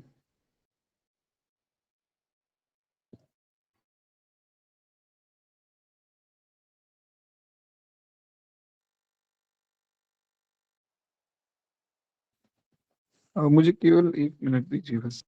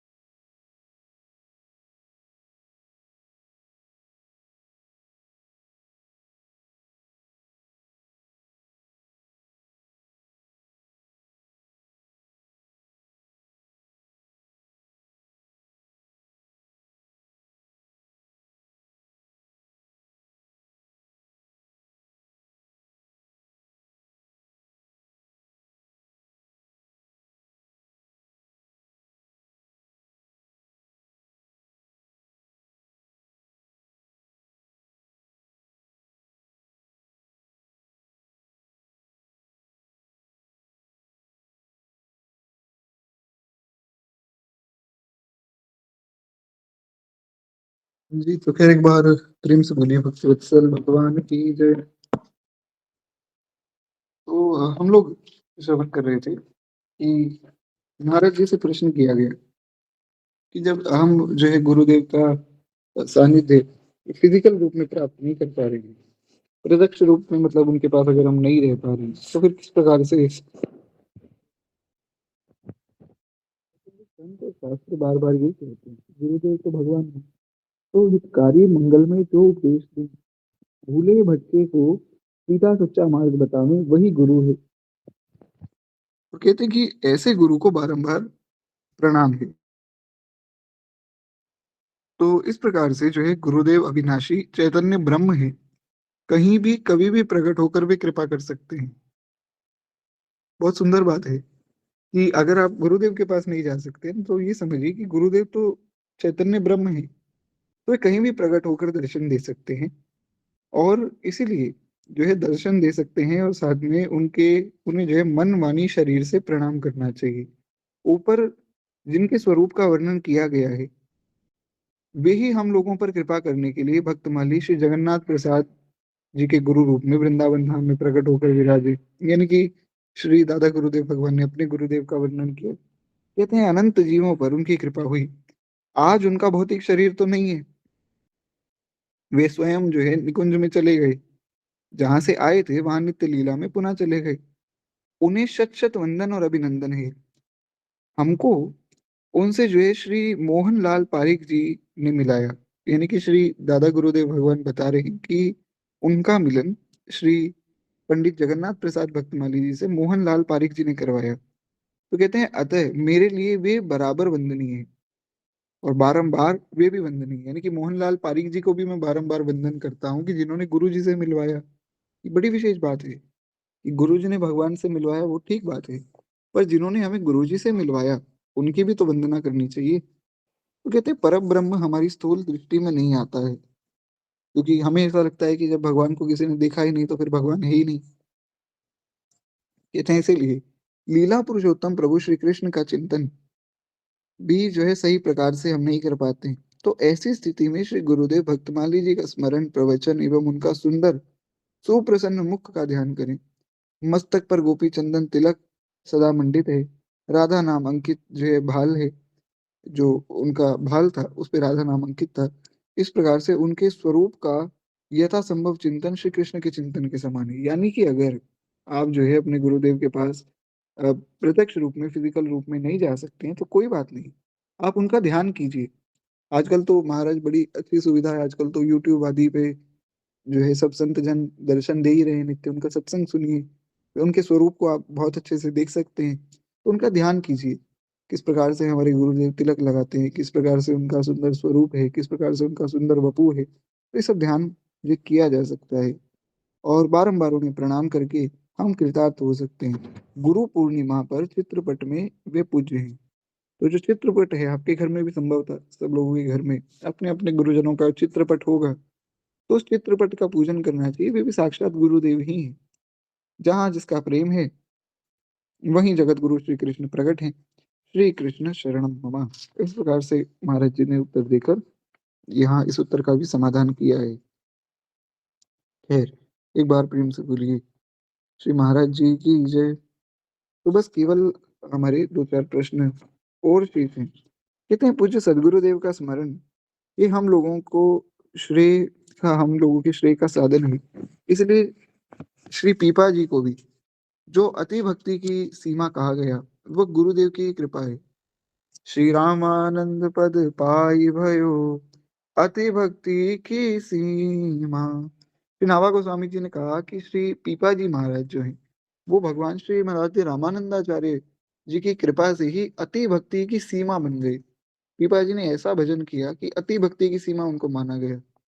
क्यों माना गया वो हम उनकी कथा जब सुनेंगे तब आगे उसमें वर्णन आएगा। खैर कहते हैं कि are there any examples where Shri Bhagwan was attained by the mercy of guru, कि मतलब इतना आपने बता दिया कि भाई गुरु जी भगवान से मिलाते हैं, गुरु जी की कृपा से भगवान मिलेंगे, ठीक है, एग्जाम्पल दो। कि हमें तो प्रमाण चाहिए ना। जीव की बस यही एक गलती है कि वो क्या करता है कि जब तक प्रमाण ना मिले तब तक जो है वो व्यक्ति, वो जीव मानता नहीं। तो इसलिए प्रमाण यहाँ दिया जा रहा है। हालांकि प्रमाण की ऐसी विशेष आवश्यकता नहीं, पर फिर भी यहाँ प्रमाण दिया गया कि ऐसे कौन कौन है जिन्होंने भगवान को गुरु कृपा से पाया। तो कहते हैं श्री अग्र देवाचार्य जी को मन वाणी कर्म से अचल भक्ति मिली, वह श्री गुरु पेहारी जी की कृपा ही थी। श्री कृष्णदास कृपा करी, भक्ति दत्त मन बच कर्म करी अटल दयो। ये श्री पेहारी जी का श्री अग्र स्वामी जी का जो पद है श्री भक्तमाल में, उसमें ये भाव आया है। ये जो जितने भी पद हैं ना, ये सारे भक्तमाल के पद हैं, क्योंकि दादा गुरुदेव श्री भक्तमाली जी महाराज भक्तमाल उन्होंने लिखी थी, इसलिए भक्तमाल की रामचरितमानस आदि के बहुत से उदाहरण देते रहते हैं। तो ये सारे जितने भी चरित्र हैं ये हम आगे पढ़ेंगे। तो अगर किसी को समझ ना आए तो बिल्कुल निश्चिंत रहिएगा, आगे जब पढ़ेंगे तब समझ आ जाएगा। तो कहते हैं श्री अग्रदास जी को जो कुछ मिला गुरु कृपा से मिला। श्री पद्मनाभ जी की कथा हमने सुनी थी, अगर आपको याद हो। हमने सुना था एक व्यक्ति थे जो सबसे शास्त्रार्थ करते रहते थे, काशी में आए। काशी में सब लोगों ने शंकर जी से प्रार्थना की कि भैया काशी अगर हार गए, हम हार गए अगर काशी के पंडित, तो पूरे विश्व की हार हो जाएगी, भगवान की हार हो जाएगी। क्यों? क्योंकि काशी में सबसे बड़े ज्ञानी लोग रहते हैं। आज भी सबसे बड़े जो ज्ञानी पंडित लोग हैं वो काशी में रहते हैं। तो काशी को भगवान की नाक कहा गया। जो भगवान के स्वरूप का वर्णन आया भारतवर्ष के रूप में, तो ये कहा गया कि काशी जो है भगवान की नाक है। तो नाक ही कट गई तो फिर क्या रह गया? तो भगवान की नाक कट जाएगी। तो शंकर जी ने कहा कि श्री कबीरदास जी के पास इनको भेजो। कबीरदास जी ने प्रश्न किया कि भैया जो समझना चाहिए था क्या तुमने वो समझा? बहुत सी बातें तुमने याद कर ली, शास्त्र रट लिए, जो समझने का तत्व था वो समझा, भगवान को जाना? तो वो समझ गए कि मैं भगवान को तो नहीं समझा। फिर कबीरदास जी की शरण ली। ये सारी कथा मैंने आपको पूर्व में सुनाई है। तो कहते हैं कि पद्मनाभ को भी परम तत्व की प्राप्ति गुरुदेव कबीर से हुई। कबीर कृपा ते परम तत्व, पद्मनाभ पर छोड़यो। बड़ा सुंदर भाव है। कबीर जी की कृपा से इनको भगवान की प्राप्ति हुई है। इनका चरित्र भी हम आगे सुनेंगे। इस प्रकार से सब शिष्यों को ही गुरु कृपा से ही भगवान मिलते हैं। और इसके अनेक उदाहरण हैं। वास्तव में सबके जीवन में गुरु कृपा ही तो प्रधान है। हम इतने समय से भक्तमाल सुनते आ रहे हैं, तो हमने यही तो सुना कि सब पर गुरु कृपा हुई, तो किसी न किसी आचार्य की कृपा हुई, संत की कृपा हुई, तब भगवान मिले। तो ऐसा। जी। तो इस प्रकार से जो है हमने सब भाव सुना। हाँ बिल्कुल, देखिए निश्चिंत रहिएगा, जो 3 दिन की कथा है वो रिकॉर्ड हुई है। पर बात ये है कि जो श्री दादा गुरुदेव भगवान का चरित्र है वो तो अपलोड भी हुआ यूट्यूब पे। दूसरी कथा यूट्यूब पे अपलोड नहीं हो पाई है, पर मेरे पास पड़ी है। मैं आपको वो 3 दिन की कथा भेज दूंगा, आप निश्चिंत रहिए। है। अगले प्रश्न पे हम बढ़े। कहते हैं कि Shri Ramanujacharya, Shri Shankaracharya are the acharya of particular paramparas, then why are they and other acharya called Jagat guru? कि जो श्री रामानंदाचार्य जी आए, रामानुजाचार्य जी आए, श्री शंकराचार्य जी आए, तो ये तो एक एक परंपरा के आचार्य हुए ना। शंकराचार्य जी से शंकराचार्य परंपरा चली, रामानुज स्वामी से जो है रामानुज संप्रदाय आया, श्री मध्वाचार्य जी से गौड़िया वैष्णव संप्रदाय आया, श्री रामानंदाचार्य भगवान से जो है रामानंद संप्रदाय आया। ये सब अलग अलग संप्रदाय के आचार्य हैं। तो इनको जगत गुरु क्यों कहा गया? कहते हैं कि कुछ लोगों का कथन है कि शंकराचार्य, श्री रामानुजाचार्य आदि को जगत गुरु नहीं माना जा सकता है, क्योंकि वे एक वर्ग के गुरु हैं, एक संप्रदाय के गुरु हैं ना। सबों ने उन्हें गुरु स्वीकार नहीं किया। इस संबंध में विचार यह है कि सभी आचार्य जगत गुरु हैं। कोई उलूक यदि जो है सूर्य की सत्ता को स्वीकार ना करे, तो ऐसा तो है नहीं कि सूर्य की महिमा कम हो जाएगी। जो उल्लू है वो तो दिन में सोता है महाराज, रात को जागता है, तो वो कहे कि जी मेरी तो आंखें ही बंद थी, मैंने तो सूर्य को देखा ही नहीं। तो उसके कहने से ऐसा थोड़ी हो जाएगा कि सूर्य उदय ही नहीं हुआ। जैसे कोई व्यक्ति कहे कि मैंने भगवान को नहीं देखा, मैं नहीं मानता भगवान है, तो भैया तुम नहीं मानते इसका ये मतलब थोड़ी कि भगवान नहीं है। भगवान तो है ही। ये समझना है। ऐसा कई लोग कहते हैं कि देखो, मानो तो भगवान है, ना मानो तो नहीं है, सारा खेल मन का है। तो ऐसे जो बातें करते हैं वो मूर्ख हैं, क्योंकि भगवान तो है ही। तुम नहीं मानते हो तो तुम्हारी गलती। जैसे किसी व्यक्ति को कहा जाए कि भैया आपके जो पूर्वज हैं, उनमें जो आपकी 5वीं पीढ़ी थी, यानी कि आपके जो पिताजी हैं, उनके पिताजी, उनके भी पिताजी, उनके भी जो पिताजी हैं और उनके जो पिताजी हैं, क्या उनको आपने देखा? तो कहेंगे नहीं, उनको तो हमने नहीं देखा। तो जब उनको नहीं देखा तो मतलब वो नहीं है, ऐसा तो नहीं हो सकता ना। ऐसा आवश्यक थोड़ी कि जिस व्यक्ति को हमने नहीं देखा वो ना हो। वो वस्तु, वो व्यक्ति अवश्य है, वो स्थान अवश्य है, हमने नहीं देखा, वो हमारी भूल है। तो इस कारण से कोई अगर उल्लू कहे कि मैंने सूर्य को नहीं देखा उगते हुए, तो वो उस उल्लू की भूल है। पर अगर कोई कह दे कि हम तो जी किसी आचार्य को जगत गुरु नहीं मानते हैं, तो उसमें उसकी गलती है। आचार्य तो जगत गुरु है ही, श्री कृष्ण भी जगत गुरु हैं। पर कुछ लोग ऐसा, उन्हें भी नहीं मानते हैं। सब लोग तो भगवान कृष्ण को भी जगत गुरु नहीं मानेंगे। सब कह देंगे कि हम नहीं मानते, हम तो जी अमुक पंथ के हैं, हम नहीं मानते कृष्ण को जगत गुरु। तो इसका ये मतलब थोड़ी कि कृष्ण जी जगत गुरु नहीं है। तो ऐसा ही समझना चाहिए। जितने गुरु हैं सब श्री कृष्ण के रूप में ही हैं, कृष्ण ही सब रूप में है। तो इसलिए सब ही जगत गुरु हैं। गुरु तत्व दत्तात्रेय जी ने स्वीकार किया है। दत्त ने जगत को गुरु माना है, अतः जगत गुरु वे हुए। इस प्रकार से समझना चाहिए, जितने आचार्य हैं सब जगत गुरु ही हैं। कहते हैं कि what are the glories of dust of lotus feet of guru, यानी कि गुरु चरणों की क्या महिमा है। तो कहते हैं, जे गुरु चरण रेणु सिर धरणी, तेजन सकल विभव बश करही, मोहि समय अनु भयनु दूजे, सब पायउ रज पावन पूजे। मानस जी के अयोध्या कांड का ये एक भाव है। गोस्वामी जी कहते हैं कि जो लोग गुरु चरणों की रज को सिर पर धारण करते हैं, वे लोग सभी प्रकार के विभव अपने वश में कर लेते हैं। इस बात को मैंने जैसा अनुभव किया है, उस प्रकार से और किसी ने अनुभव नहीं किया। गोस्वामी जी कहते हैं कि मुझ पर सबसे ज्यादा गुरु कृपा हुई, और गुरु जी के चरणों की रज की जो महिमा मैंने समझी है, वो और कोई नहीं समझ पाएगा। कि गुरु जी के चरणों की रज की ऐसी महिमा है। तो रज सिर पर धारण करने से सर्व रूप में भगवान की प्राप्ति हो जाती है। इसका प्रमाण है श्री गोस्वामी तुलसीदास जी। ये है गुरु चरण रज की महिमा। तो एक बार प्रेम से बोलिए श्री गुरुदेव भगवान की जय। कहते हैं, does one derive benefit by worshipping the body of Gurudev as well. कि ठीक है, हमने मान लिया कि गुरुदेव भगवान ही हैं, भगवान गुरुदेव के रूप में आए हैं, गुरुदेव की पूजा करनी चाहिए, गुरुदेव सर्वत्र है, ध्यान करना चाहिए, सब बातें ठीक है। पर क्या गुरु जी का जो शरीर है उसकी पूजा करने से भी लाभ होता है? तो कहते हैं कि गुरुदेव भगवान जो है वो साक्षात ईश्वर है। मनुष्य का माइक शरीर ईश्वर नहीं होता है। तत्वतः एकता होती। ईश्वर का प्रतीक होने के कारण मानव शरीर में भावुकता से भक्तजन गुरु तत्व स्वीकार करते हैं, तो उन्हें उसका लाभ प्राप्त होता है। क्यों? शरीर तो ईश्वर नहीं है, शरीर तो माया से बना, माया में मिल जाएगा। पर संतों का जो शरीर है वो दिव्य इसलिए हो जाता है क्योंकि सबकी श्रद्धा है उस शरीर में। इसलिए कलिकाल में भगवान नाम की तरह गुरुदेव का नाम जपने से भी कल्याण होता है, और भक्तों का नाम जपना भी मंगलकारी है। इसका ये मतलब नहीं कि आप बैठकर जो है अपने गुरुदेव का नाम लेने लग जाएं। आत्म नाम, गुरु नाम, ये नाम नहीं लेने चाहिए। शास्त्र का वचन है जिसमें श्री व्यास जी ने कहा कि जो व्यक्ति आत्म नाम गुरु नाम और नामाति अति कृपण्य से, जो व्यक्ति बहुत एकदम कृपण्य है, यानी कि जो बहुत कंजूस है, उसका नाम नहीं लेना चाहिए, अपना नाम नहीं लेना चाहिए, गुरु जी का नाम नहीं लेना चाहिए। श्रेया कामो न गृहण्यात् ज्येष्ठा पत्रे कल्पत्रो। श्री व्यास जी कहते हैं कि अपनी पत्नी का नाम नहीं लेना चाहिए, अपने पुत्र का नाम नहीं लेना चाहिए, अपने ज्येष्ठ पुत्र का नाम बिल्कुल नहीं लेना चाहिए, अपना नाम नहीं लेना चाहिए, और पति को पत्नी का, पत्नी को पति का नाम नहीं लेना चाहिए। इस प्रकार से जो हमारे श्रेष्ठ जन है उनका नाम भी नहीं लेना चाहिए।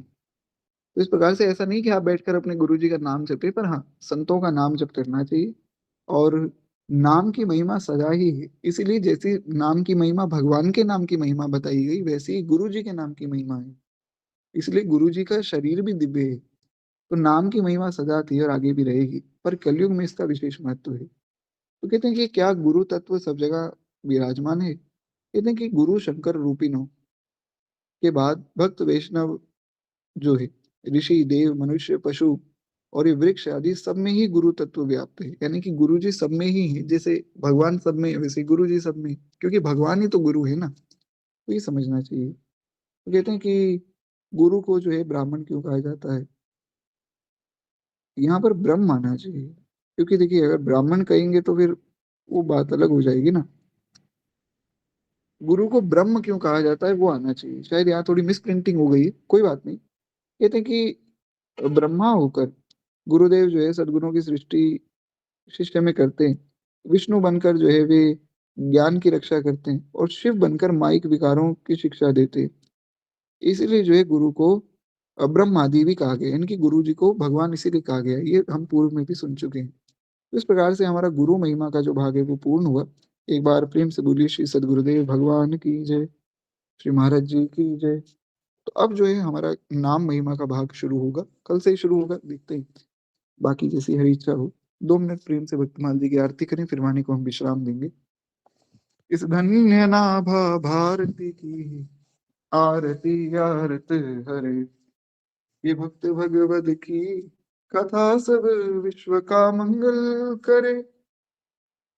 इस धन्य नाभा भारती की आरती आरत हरे, नर जाति जब माया विवश अज्ञान तम में पद गई, जन भारती आभात भी जग जग गई जगमग गई। अज्ञान माया मोह तम की काली माँ कलई धुली, सत प्रेम समता सत्य सुख शुचि कंज कलिकाएं खिली। उलूक खल कली मल सकल उड़ जन प्रभावित हो गए, तब सब पथिक सुंदर सुखद हरि भक्ति पथ को पा गए। इस भक्त माला के सकल हरि भक्त जन दाया करो, सच्ची अहिंसा भक्ति में विज्ञान दे माया हरो। इस धन्य नाभा भारती की आरती आरत हरे। पूरे भक्त वत्सल भगवान की जय, बाल कृष्ण लाल की जय, उमापति महादेव की जय, सदगुरुदेव भगवान की जय, सब संतन की जय, सब भक्तन की जय, आज की आनंद की जय। जय जय श्री सीताराम, जय जय श्री राधे श्याम। नमः पार्वती पतये, हर हर महादेव शंभु हर। तो अगर किसी को कोई प्रश्न आदि हो तो हम व्हाट्सएप पर चर्चा करेंगे। अभी के लिए